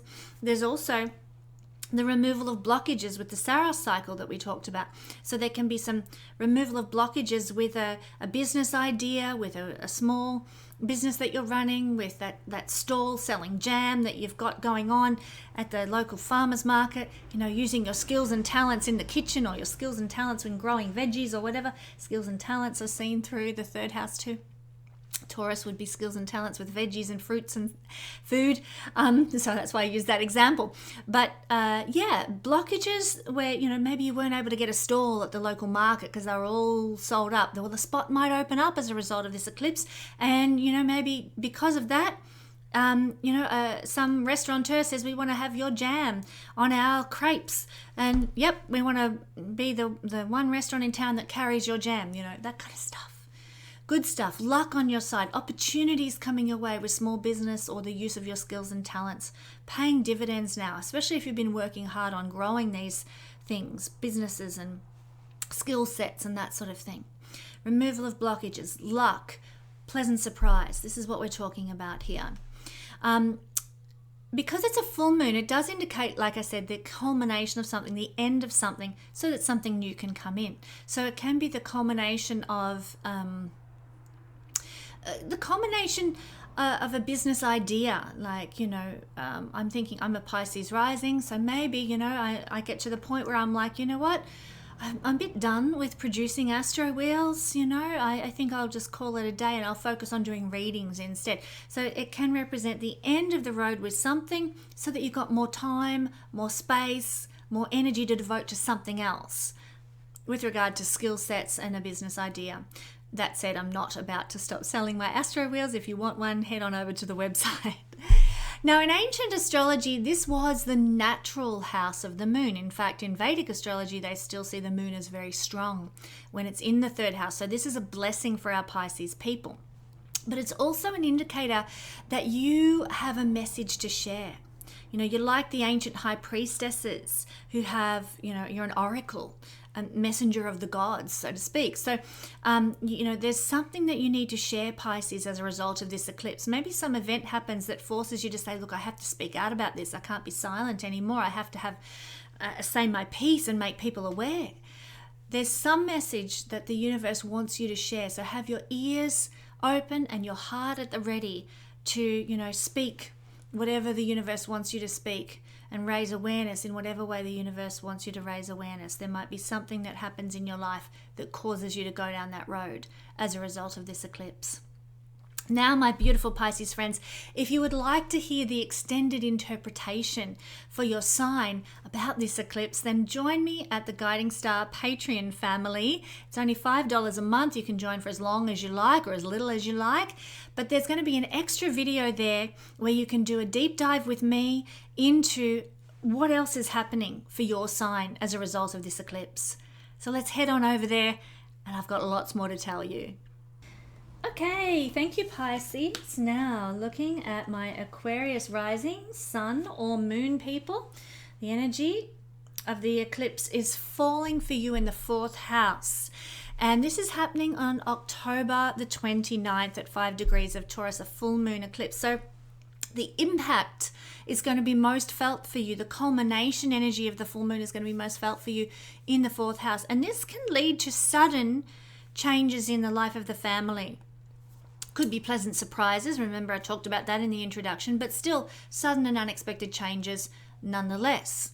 So maybe mum decides she's going to have go for a trip with some girlfriends, and she's going to be away for 2 months touring Europe with her girlfriends. Sudden change in a family environment, for example. So that's what the kind of thing I'm talking about. There can also be sudden changes in your domestic environment.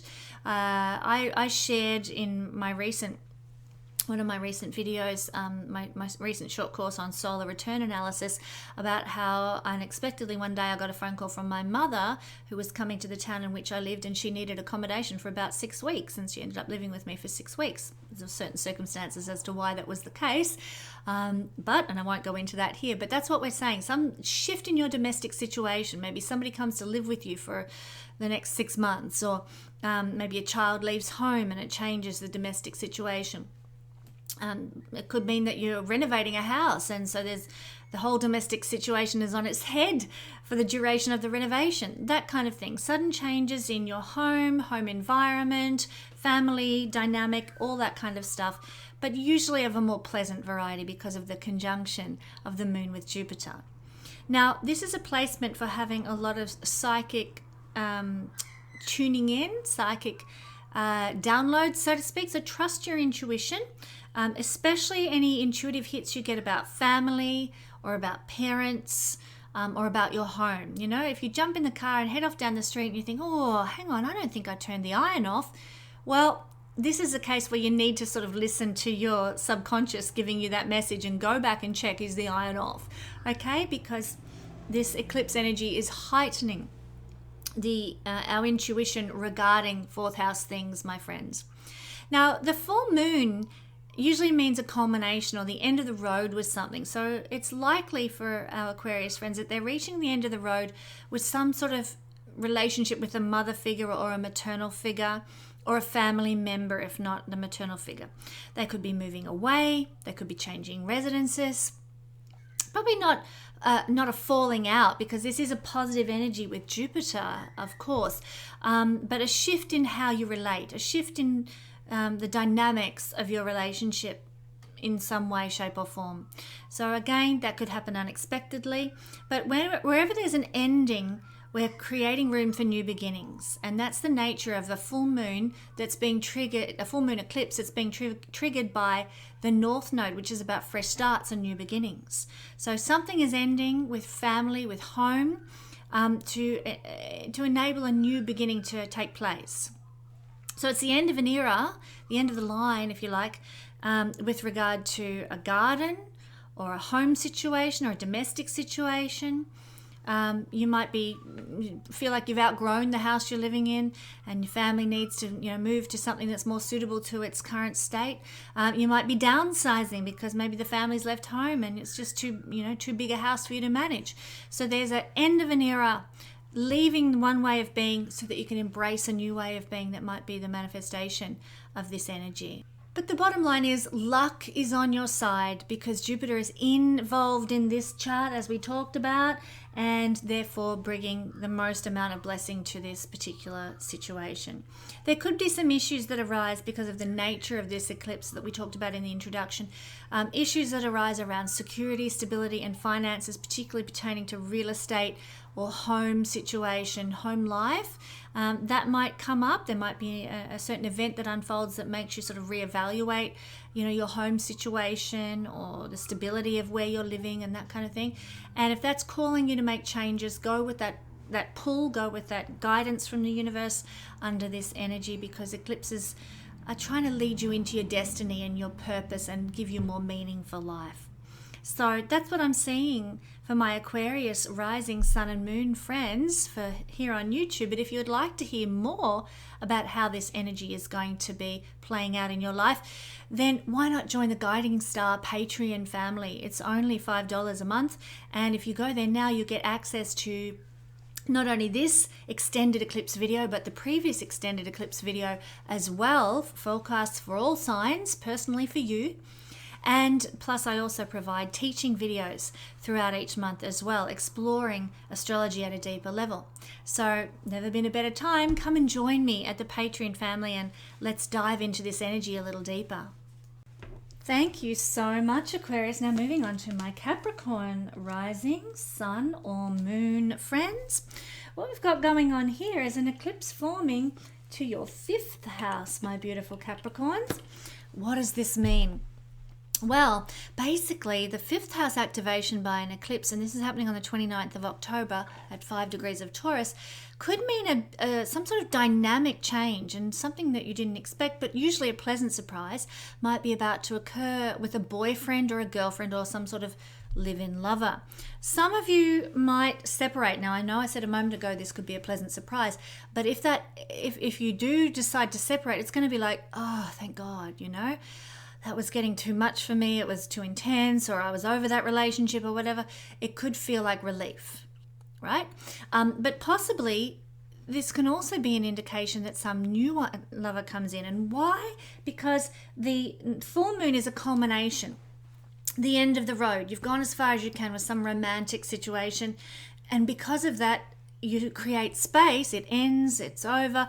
It creates space for the new to come in, because the north node of the moon, which is causing this eclipse, causes new things to unfold, new events to come in of a fifth house nature. So that could mean new lovers coming in. Not about replacing the old, but it's just, that's the way it goes. So look, if this happens, realize that the relationship was not part of your destiny, not part of your purpose. There's other things that are meant to be unfolding in your life now, and just allow it, flow with it, let it happen. The other thing that could be a way this might manifest for you, Capricorn, is there might be some unexpected opportunities for you to show your natural creativity. Take it. If somebody invites you to be part of an art show, don't hesitate. If somebody asks you to be in their local theatre production, why not?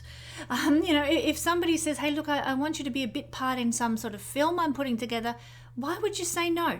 Like, there could be some unexpected opportunities for your creativity to shine now. You should take them and make the most of it, because you never know what might come from these opportunities. There could be, some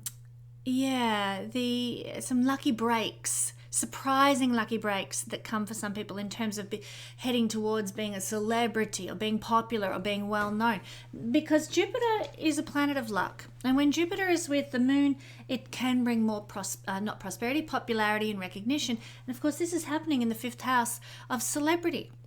So for some of you, you might be getting a chance to be more recognized, more popular, more well-known. Now, that doesn't necessarily mean that you're going to be, the next Celine Dion or, the next Beyonce.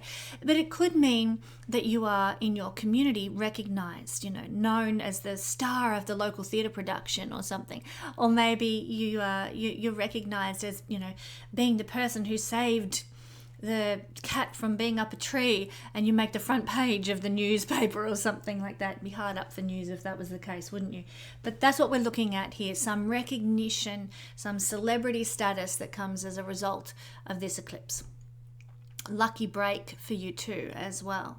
The other thing that I want to mention, and I'm sort of going back to the romance topic here, is that this can be an energy where somebody surprises you with romance, where, you didn't even realize somebody liked you and suddenly they rock up and give you flowers, or wearing their heart on their sleeve, letting you know how they feel. So a lot of people are going to be inspired, a lot of Capricorn people are going to be inspired by this eclipse to tell people that they love them. If they've been harboring a secret crush for ages, this eclipse might make it all come out and everybody knows. So there can be some sudden new romantic eventualities that result from this eclipse. I'd also put out or just say that this is, like I said, the area of the chart that has to do with celebrity and your creative hobbies. And if you've been working hard on, being a celebrity, being seen, being sort of known in the world, if you've been working hard also on, turning your hobbies, turning your passions, turning what you love into something lucrative or something that you can do for a living, for example, this eclipse can actually bring that to bear. So very exciting in that regard.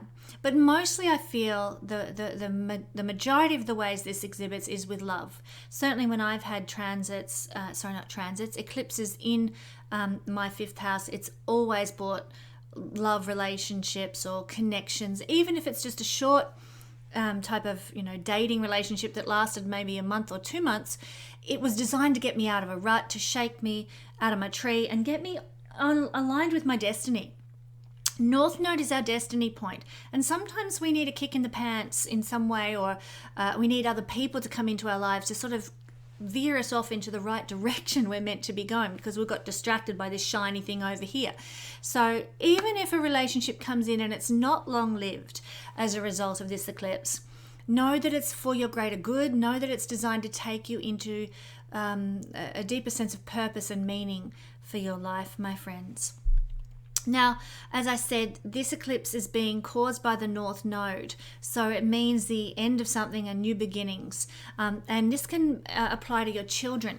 as well, because the fifth house is the house of your children. So if you've got kids, then this could be playing out with something ending in the lives of your children. Maybe, your children, I'm thinking about my kids as teenagers in Australia. My eldest son, who was in year 12, finishing up high school, no more. Something's ending, so a new thing can start. His new life as a working man might be about to begin for him, So there's endings and new beginnings for something with children. It could be something significant like school ending and career starting. It could be something significant like they've getting married, or they're having children of their own. It could be something significant, perhaps like moving to the other side of the country, and starting to get out on the world independent on their own. Or if you've got younger children, it could be that they're finishing kindergarten and starting primary school. Those sorts of things. There's a dynamic end of the road kind of feeling for your children, so that they can begin something new. They can start something fresh.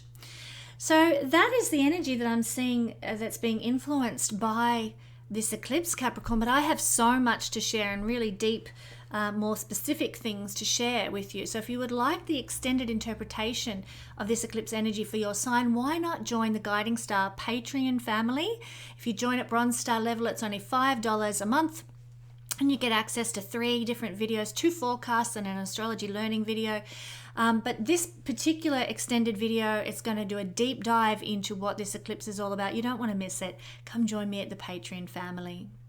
All right, moving along. Thank you, Capricorn. Now we're going to look at Sagittarius. Sagittarius rising, sun or moon people. Well, you, my beautiful Sagittarius friends, are being influenced by the eclipse forming in the 6th house. So what a place to have an eclipse. You've been having eclipses in the 6th house for the last 2 years or so, and you probably thought, oh, I can't wait for those eclipses in my 6th house to be done and dusted. I'm through with them. And here is one of the last ones that you're going to have for quite a while. This is happening on the 29th of October at 5 degrees of Taurus. So what can we expect from this? Well, this is the house of the underdog. People who are disadvantaged, people who are struggling in life are seen through the 6th house. And this doesn't mean that you're going to be struggling in life, Taurus, as a result of the eclipse, but it does mean that you will be highly sensitized to the pain of others under this eclipse. You'll be feeling, the wounding of others, the sickness of others, the debt of others. Your heart will be stirred by such situations, and you'll want to help. You will want to fix things. You'll want to make things better. So some event, something's going to happen with the eclipse that's going to trigger that button in you. And you're going to want to help. You're going to want to reach out. You're going to want to remove the blockages in other people's lives if you can. So it's a kindly energy for a charitable sign like Sagittarius. Just be careful of becoming a martyr is all I'd say for such people. But something will happen because of the eclipse that's going to make you aware of the disadvantage of others, and you're going to want to help ease their pain. This is the house of confrontation as well, the 6th house. So there might be confrontations that arise now. Could be with an ex-partner. It could be confrontations with, anybody really, workmates, colleagues. Could be confrontations with children. Could be confrontations with other family members, like anybody. Confrontations are seen through the 6th house. And this is what this energy is all about. You might need to protect your energy from people who wish you harm now. People who are just in it for a fight for no apparent reason. Have a plan to protect your energy. When you're feeling under attack, what do you usually like to do? I don't know about you, but I like to sit and visualize protective mechanisms in my life. That's something that I'll do when I'm feeling like the world is against me, the world is attacking me, and it soothes me to do so. Some people, like to get away from situations that are causing them pain, or, like confronting situations. And so they might go for a walk in nature, or for a swim, or for a surf. These are great things to do, but have a plan for how you're going to deal with it, because this eclipse might trigger confrontational events that leave you feeling a bit raw emotionally, and how you're going to soothe that. You want to plan up your sleeve, ready and waiting. Some people can have a lot of success and blessing. Remember, Jupiter is a planet of luck and blessing. So you can have luck on your side with a health issue. So if you've been feeling, sort of imbalanced in terms of your diet, not getting enough exercise, or maybe you're feeling unwell and sick, you can actually have a win now with this eclipse falling here.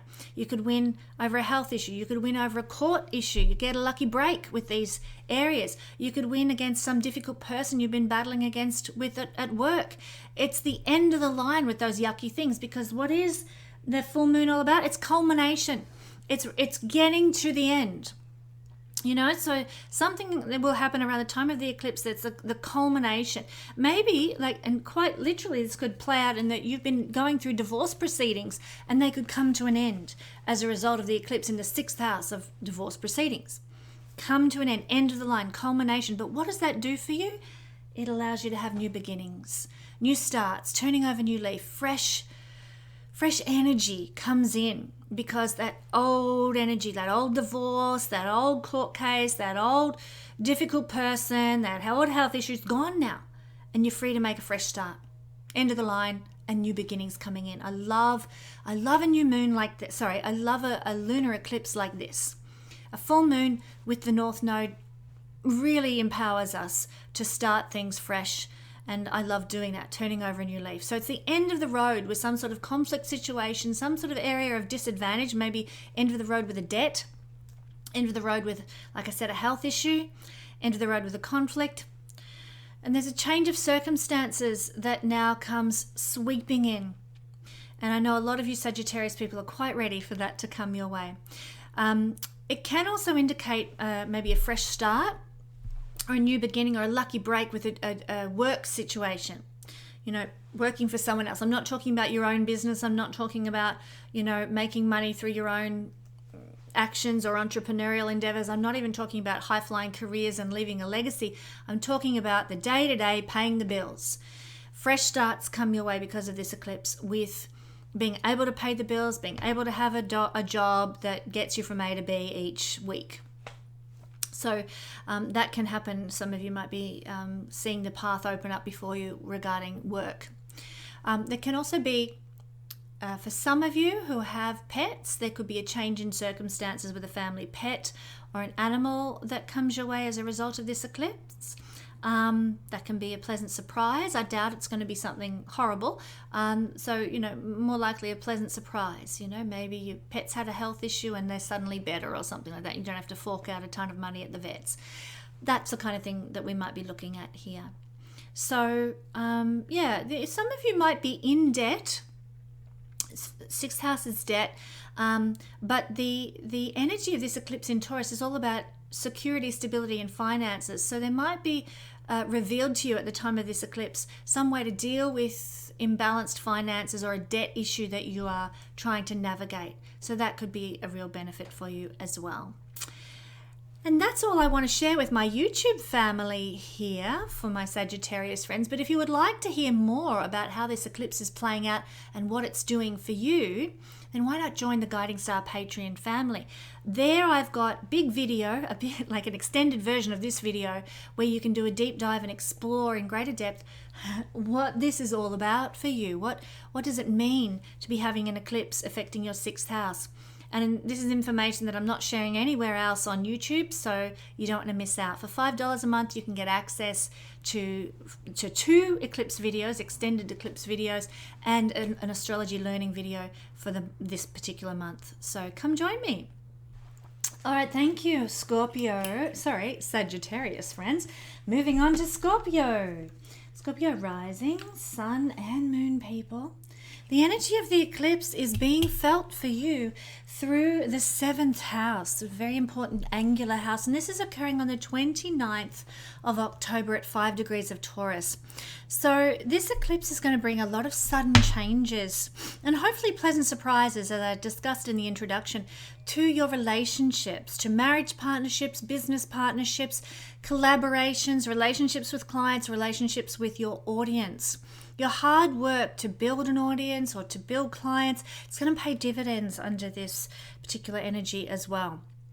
So relationships with people is what this eclipse is all about for you.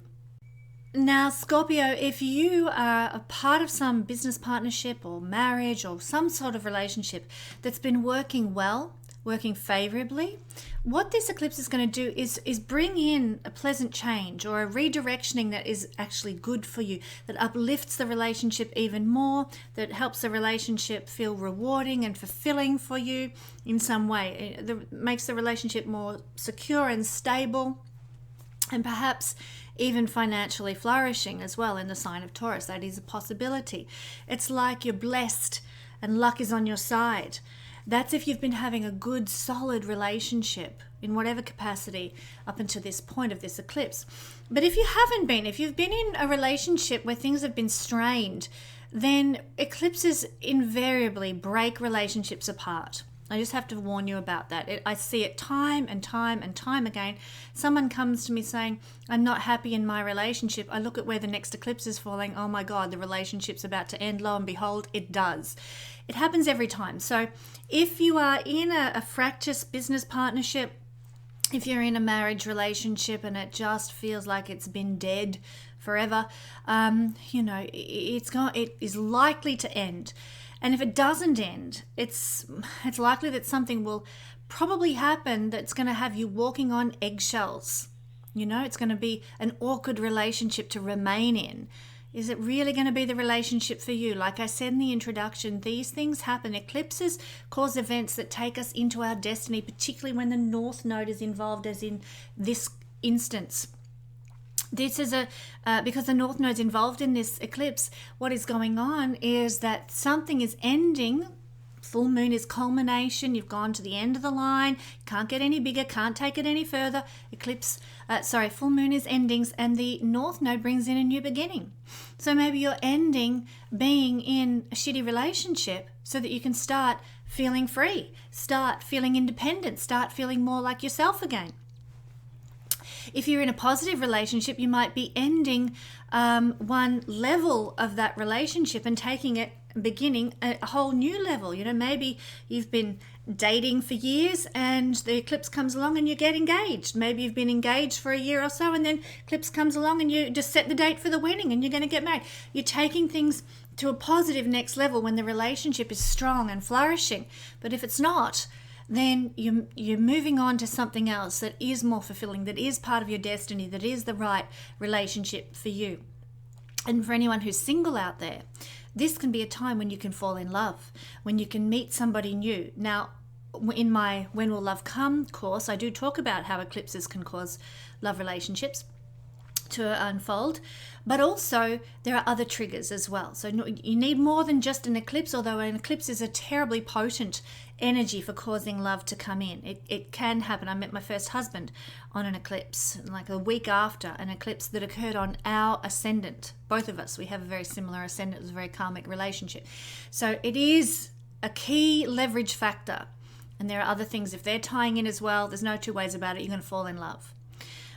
Eclipses can also sometimes cause you to have an affair. If that's indicated in your natal chart as a potential possibility, then you might be married, but then somebody else might sort of catch your eye as well if you've got that potential energy latent in your chart. Even if you think you are immune and you'd never do such a thing, surprising things can happen. Eclipses are full of mystery and surprise.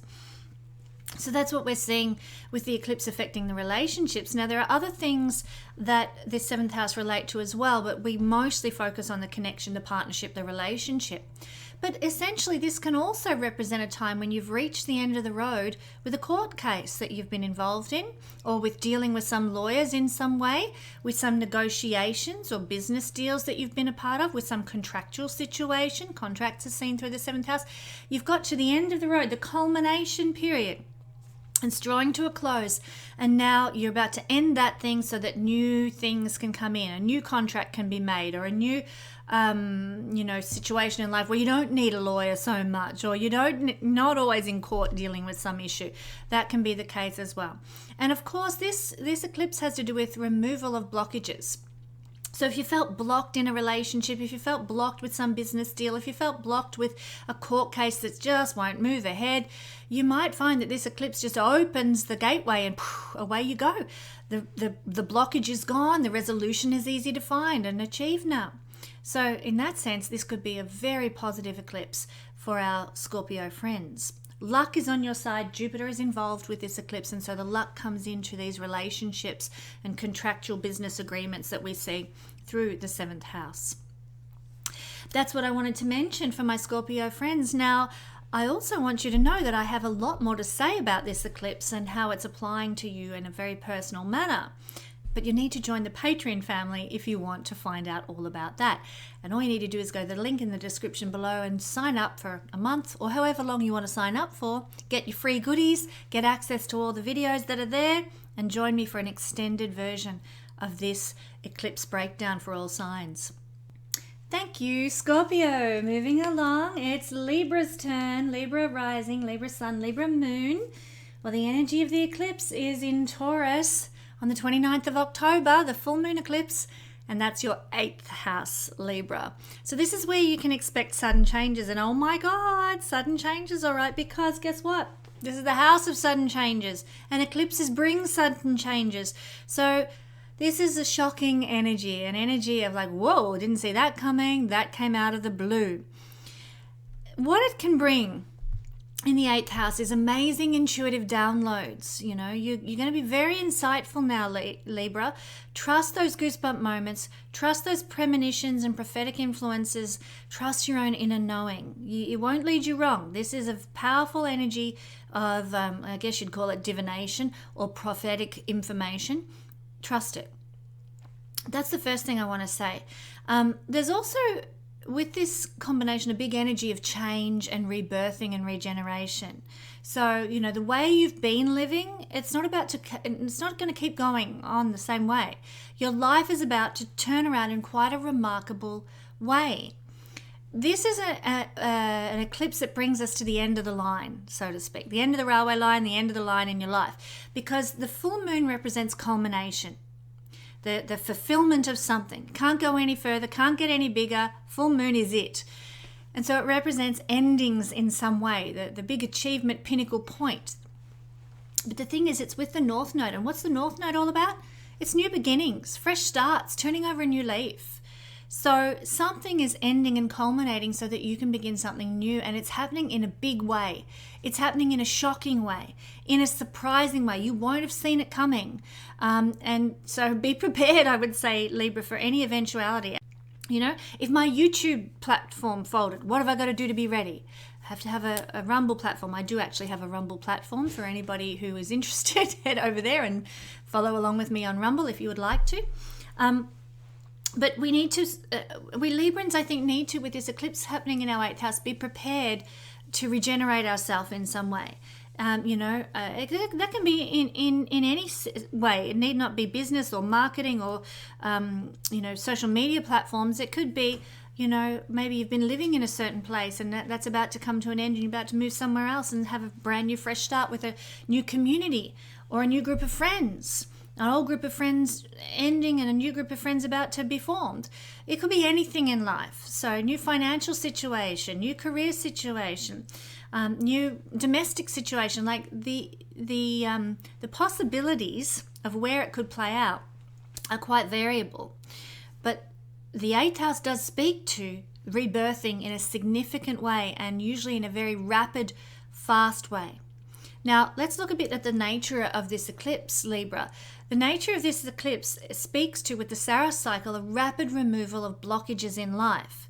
So if you felt stuck in some realm, some area of life, like you're not progressing, like things aren't unfolding the way you want them to, then this eclipse kind of blasts away all the blockages and restrictions. And so because of that, in the 8th house, it can be the clearing out, the cleansing of the negative, the cleansing of the restrictive energy, the blocking energy. And then once that's done, oh my God, the change comes in so fast, so rapid, that your life is just never the same again. You'll have to stop and catch your breath. One thing though, and this is a bit of a warning actually, Libra, is that issues in the 8th house around security, stability and finances are quite pronounced. And that, look, as somebody with a lot of 8th house planets, I know that I often feel like the rug's about to be pulled out from underneath me, even if it's not. I'm always fearful of that. Maybe it's past life energy, I don't know. But that is a part of 8th house, the 8th house tone, the 8th house influence. And so when you've got Taurus in the 8th house, you know, that feeling of my security and stability is about to vanish and disappear can be amplified by this eclipse. So you might want to address, okay, in what way does life feel a bit insecure? What can I do to fix that? Think about that now, before the eclipse occurs. In what way am I feeling unstable? Materially, physically, environmentally? How am I feeling like my life is unstable? And what do I need to do to change? What about financially? You know, how do I change things financially? So it can be quite an emotionally up and down time, Libra.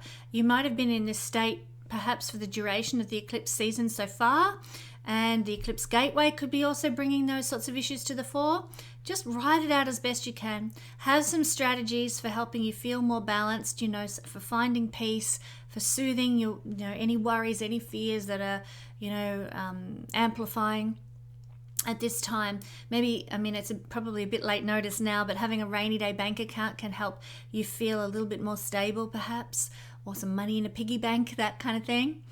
But look, I do want to say this is the end of something and the beginning of something else. And to me, that's always a lovely energy. You know, if we felt stuck and blocked and restricted, if life hasn't been progressing, if we're in a rut, then this is a fantastic energy to take us forward into the future.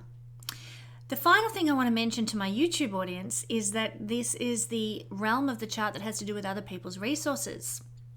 The stuff that other people produce, the money that other people have, the homes that other people have, the buildings and gardens and cars and clothes and food, the things, the resources that other people are utilizing.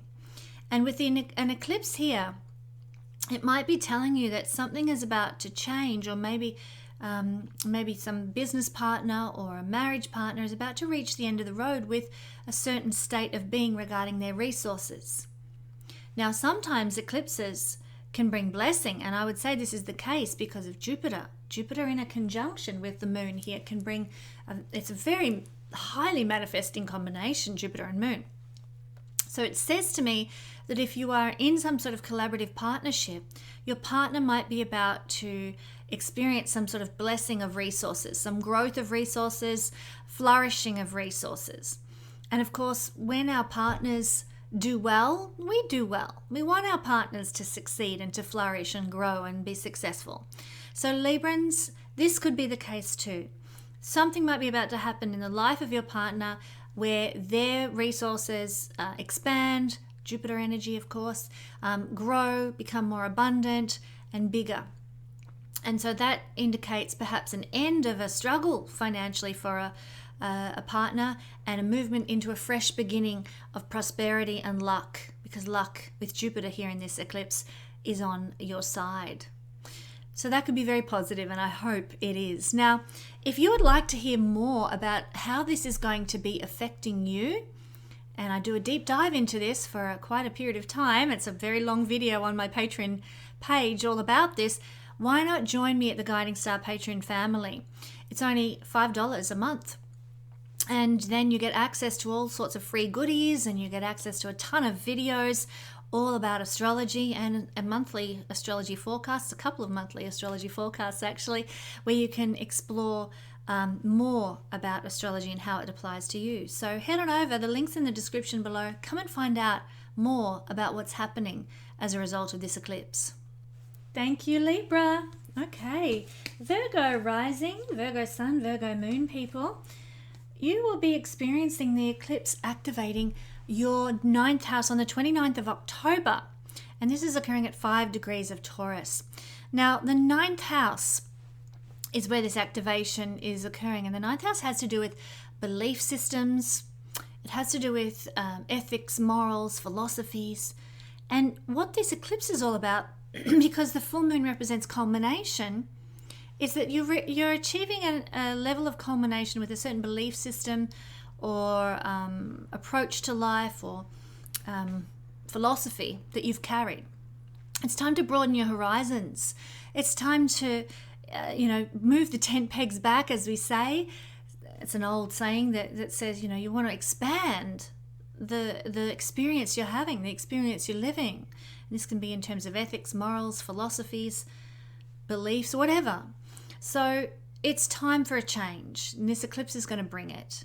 The way you've seen the world prior to this eclipse is not going to be how you see the world after. I remember when I had a series of eclipses in this realm of my chart, it really changed me from religion to astrological perspectives, which has always lied latent in my astrology chart, but it needed activation by the eclipse to bring it to bear. And I left religion behind and I moved into a belief in astrology and the power of the planets. So expect change in how you view the world and the worldview that you have as a result of this eclipse. But it's not going to be, heavy. It's not going to be detrimental. It could be quite a pleasant surprise for you to discover and realize new things about the world that you live in that will set you free. Jupiter is with this eclipse, and so the positivity and the optimism is going to be strong, I'm pleased to say.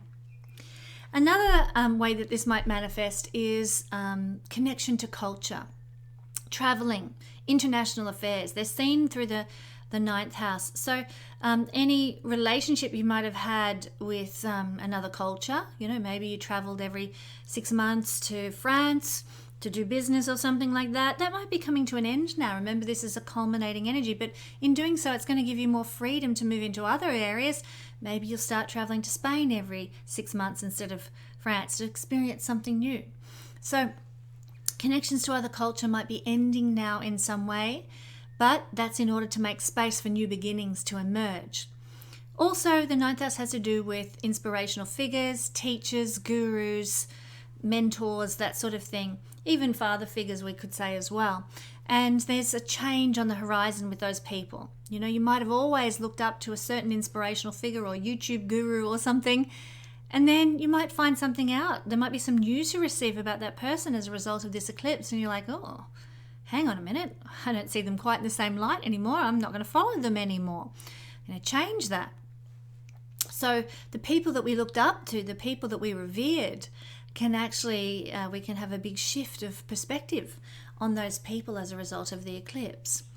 Our intuition, this is one of the intuitive houses. There's about 4 of them, and this is one of them. And of course, that means that our hunches, our feelings about the future, the sort of the prophetic energy that we feel is likely to change and shift as a result of certain events that unfold for us during this eclipse time.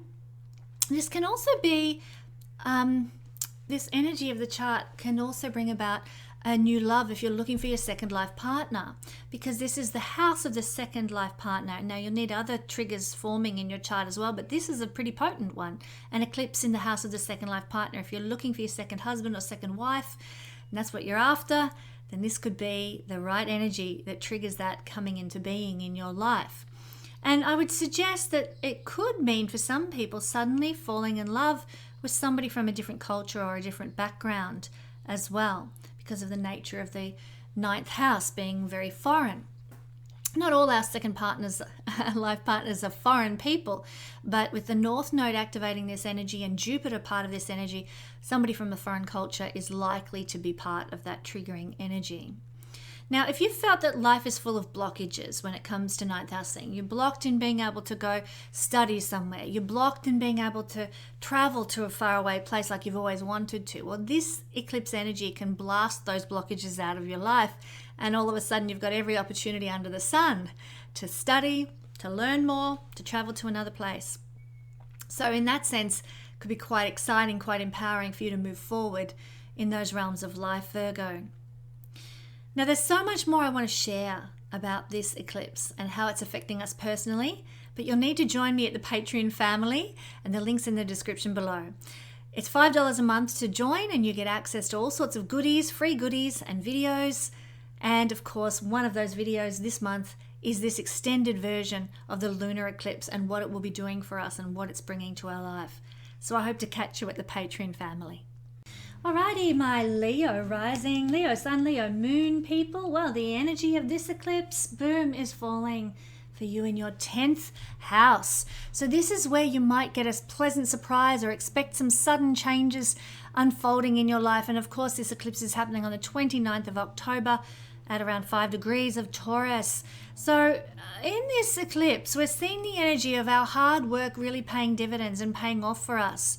And of course, our hard work pertaining to career and the legacy that we want to leave for people who come behind us. If we've been putting our time and our energy and our effort into doing these things, there can be a flourishing, a blossoming, a blessing that comes our way. Now, this is a parental axis, the axis of father-mother. And so it indicates that when we've got an eclipse occurring in the 10th house, there might be some change in the life of one of your parents, your father or your mother, that's about to unfold. So check in with your parents, make sure they're doing okay, make sure that this eclipse is not messing with them. There could be potentially issues or changes in the life of a mother-in-law as well with the 10th house energy. The 10th house represents the mother-in-law. So if you've got one, check in with her as well. But the moon lunar energy represents significant women or female authority figures, 10th house, who might catapult you unexpectedly into some sort of greater worldly success and recognition now. Jupiter, for Leo people, Jupiter conjunct the moon is an energy of popularity, especially on an angular house in the 10th house, the most visible house. So I think for a lot of Leo people, somebody's going to give you the chance to be recognized, or even your career is going to leverage you into the spotlight in some way. You're going to be seen by the right people. It is a powerful energy, Leo, for growing popularity and growing a career, like a celebrity-like career, of course, with Leo. So this is a time that can generate a new position of leadership for you, Leo, but it might also include the ending of something so that it can happen. So for example, I think I used this illustration in the eclipse video from a couple of weeks ago, but I'll use it again.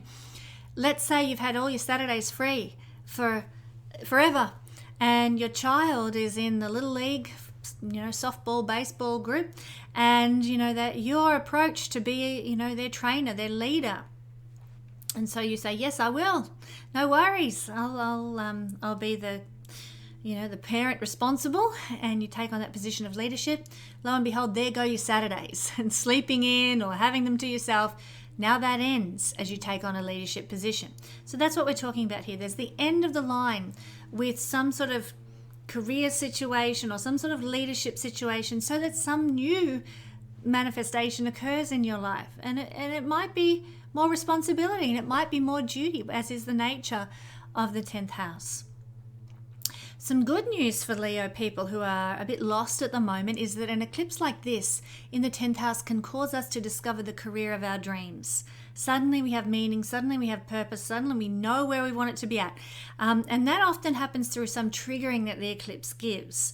It could look like we lose a job, so we are forced to do something else to make ends meet, and lo and behold, it's the best thing we've ever done. Why didn't I do this a long time ago? Kind of energy. Or it could look like you finally get the opportunity to launch the career that you're wanting to really move into, and away you go. It's off and running, and it's going to be prosperous and successful for you. Jupiter's involved with this eclipse after all. So that's a positive one as well. So really, the North Node being involved as the trigger for this eclipse is causing endings. Full moon is culmination endings, but the North Node brings fresh beginnings as well. So whatever ends now, it's not the end. It's big beginnings. It's new starts. It's turning over new leaves. That's really exciting. So Leo, the last thing I want to mention here on YouTube is that there may be a heightened sensitivity that you experience regarding your public image and your reputation. People might be gossiping about you. People might be, talking about you, and, you're at the forefront of everyone's conversation, for better or for worse. You might be very sensitized to that. And if you are, Leo, I just want to say that's okay. Just let these things roll off a duck's back, as they say. Don't be too perturbed by what you hear. This is an energy, it will pass. Let it just roll on by rather than being reactive.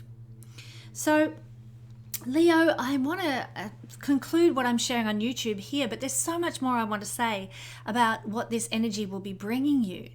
I'd love you to join me at the Guiding Star Patron family. It's only $5 a month to get access to a whole lot of free goodies. Plus, you also get access to many videos, including 2 monthly forecasts and an astrology teaching video. You don't want to miss this. So come and join me at the Patreon family. The link's in the description below, and let's find out what this eclipse has in store. Thank you, Leo. Okay, we're moving along. We're at Cancer, Cancer rising, Cancer sun, Cancer moon, people. Well, the energy of the eclipse, my Cancer friends, for you is falling now in the sign of Taurus. Now, my board's going for a walk. Let me hold him still. Okay, so it's Taurus, your 11th house, and the eclipse is occurring on the 29th of October at 5 degrees of Taurus. And so it's in the 11th house that you can expect sudden change, a redirectioning in life, a sort of a culmination of events so that new beginnings can unfold. So what is this all about? I think many of you Cancer people are going to have a changing dynamic with your friends. Some of your friends might be leaving your life now. Don't fret. If that happens, it's really happening to create an energetic space for new friends to come in. And it doesn't mean that you're never going to speak to your old friends again. They might be moving far away, or you might be moving far away from them, or there just might be a falling out, or you've grown beyond those friendship circles. Don't fret, because new friends are going to feel that energetic void as a result of this eclipse. New friends can come in. And the reason we're having endings and new beginnings is because the moon is full and culminating, and yet it's triggering an eclipse with the North Node, our destiny point, new beginnings. So that's on the cards. This can also be the end of the line with regard to some of the goals that you've been harboring in the past. You might be getting rid of the old dreams that you had because they're just not relevant to where you're at in life anymore. And you might be about to create a whole new set of ambitions based on sudden inspirations that you receive at the time of this eclipse, or even intuitive downloads that you get at the time of this eclipse as well. So listen to what your spirit is saying. Where should your energy be being directed now? What should your goals be looking like now? I mean, I know when I was young, I wrote a book about the homesteads that had been built along the Murray River in Australia, and my girlfriend took photos of all these fabulous old homesteads from the Squattocracy times. And it was a brilliant book, and it was my aspiration, my goal, my dream to get that book published. And my God, did I work hard at trying to get it published, and in the end I ended up self-publishing it. But there came a time when I was like, I can't put energy into this anymore because it's going nowhere, and it's obviously not what's meant to happen for me. It's not my destiny. So instead, lo and behold, I did other things instead and changed my goals and dreams to more things that were in my field, in my control, I guess, to be able to manifest and make happen.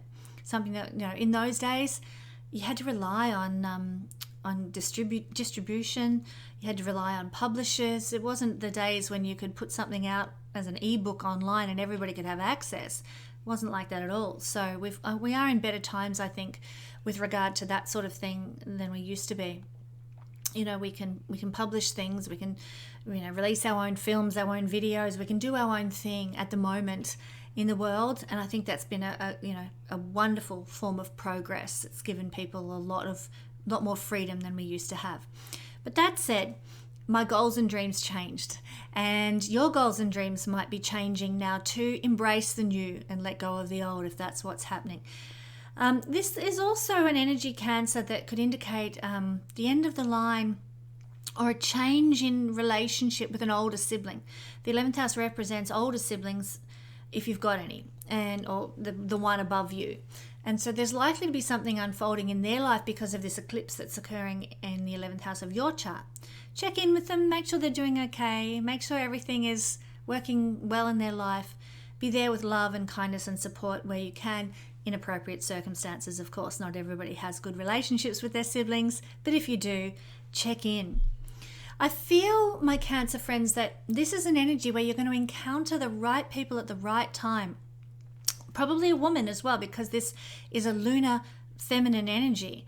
And these people who are going to cross your path at the time of the eclipse are going to help you with your dreams and goals.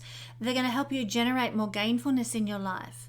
You might meet them now, or you might already know them, but their interactions during this eclipse season are going to have the potential to be surprisingly fruitful and beneficial for you. Another thing that might happen is, this is the house of our salary. What rewards we get from the work we do and put out there in the world. And so your salary might be about to increase. Or for some Cancer people, you might be able to get a whole new job that's going to take you into a whole new level with a whole lot of new networks and connections, and a whole new capacity for gainfulness in your life. So this eclipse, it's not the most perfect eclipse by any stretch, and eclipses are always wild cards, I'll just say, but it is with Jupiter.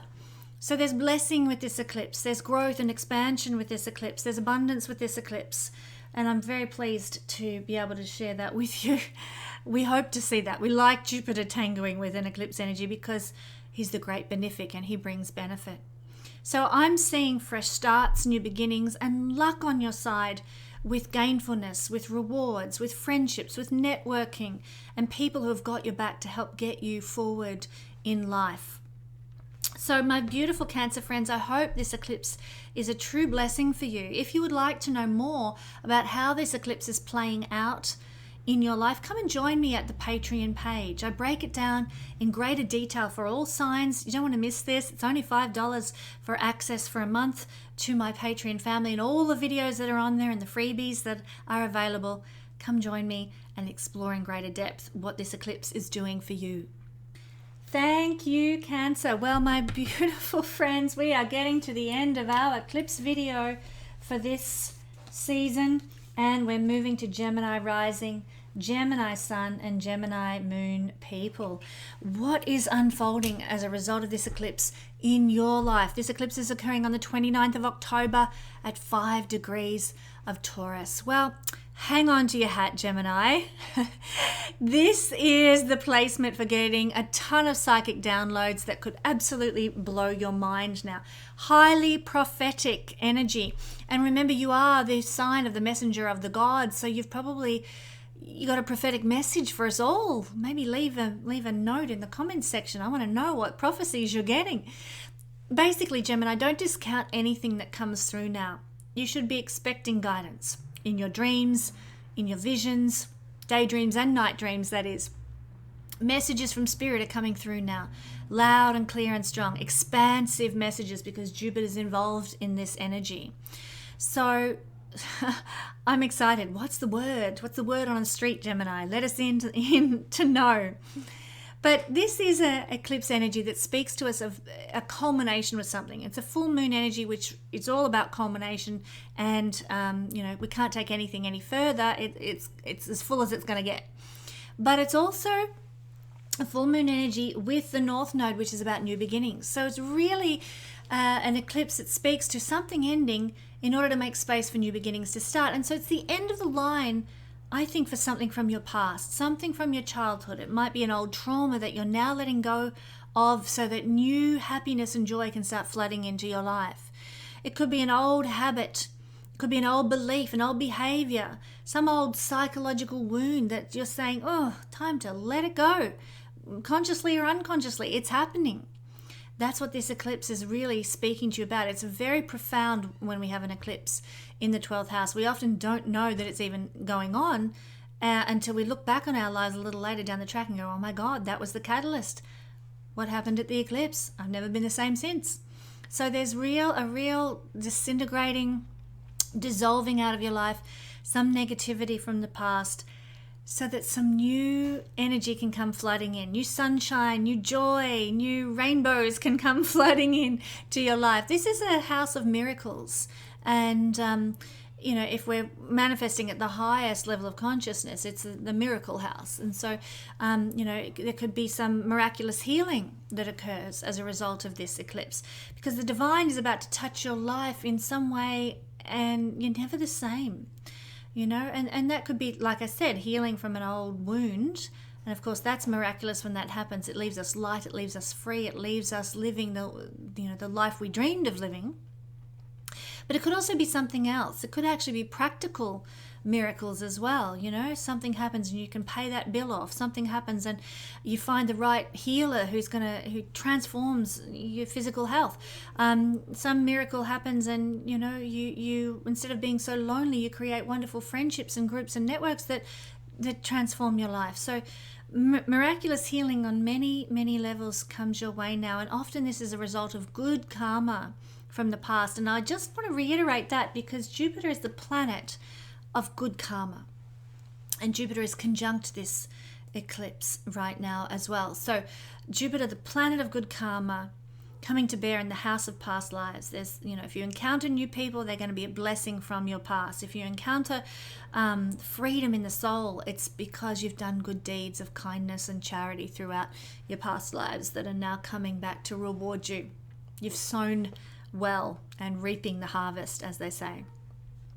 One thing I will mention though, my beautiful Gemini friends, you may need to isolate now to cope with these heightened energies. So take time out to rest, to sleep, to escape in healthy ways. Go to the day spa, visit the local swimming pool and, with a book, and lounge on the side of the pool for a while and just get away from it all in whatever ways work for you. This is almost an essential with this eclipse energy because eclipse energies can be hectic. Let's face it. It doesn't matter how good the eclipse is or not, we need time out from the intensity that eclipses bring. So you might be getting rid of some blockages in your life from the past, as I've already said, but don't forget to take care of your mental and emotional health as well at the time of this eclipse.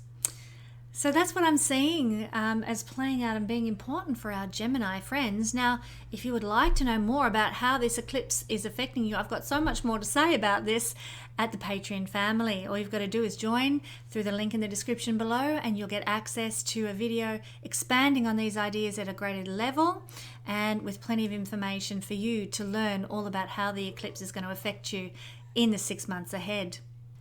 Thank you one and all for joining me for this sojourn through the lunar eclipse of October 29, 2023. It has been so fun to explore this energy with you. I hope this video is a blessing, and I'll catch you with a regular Astro weather report next week.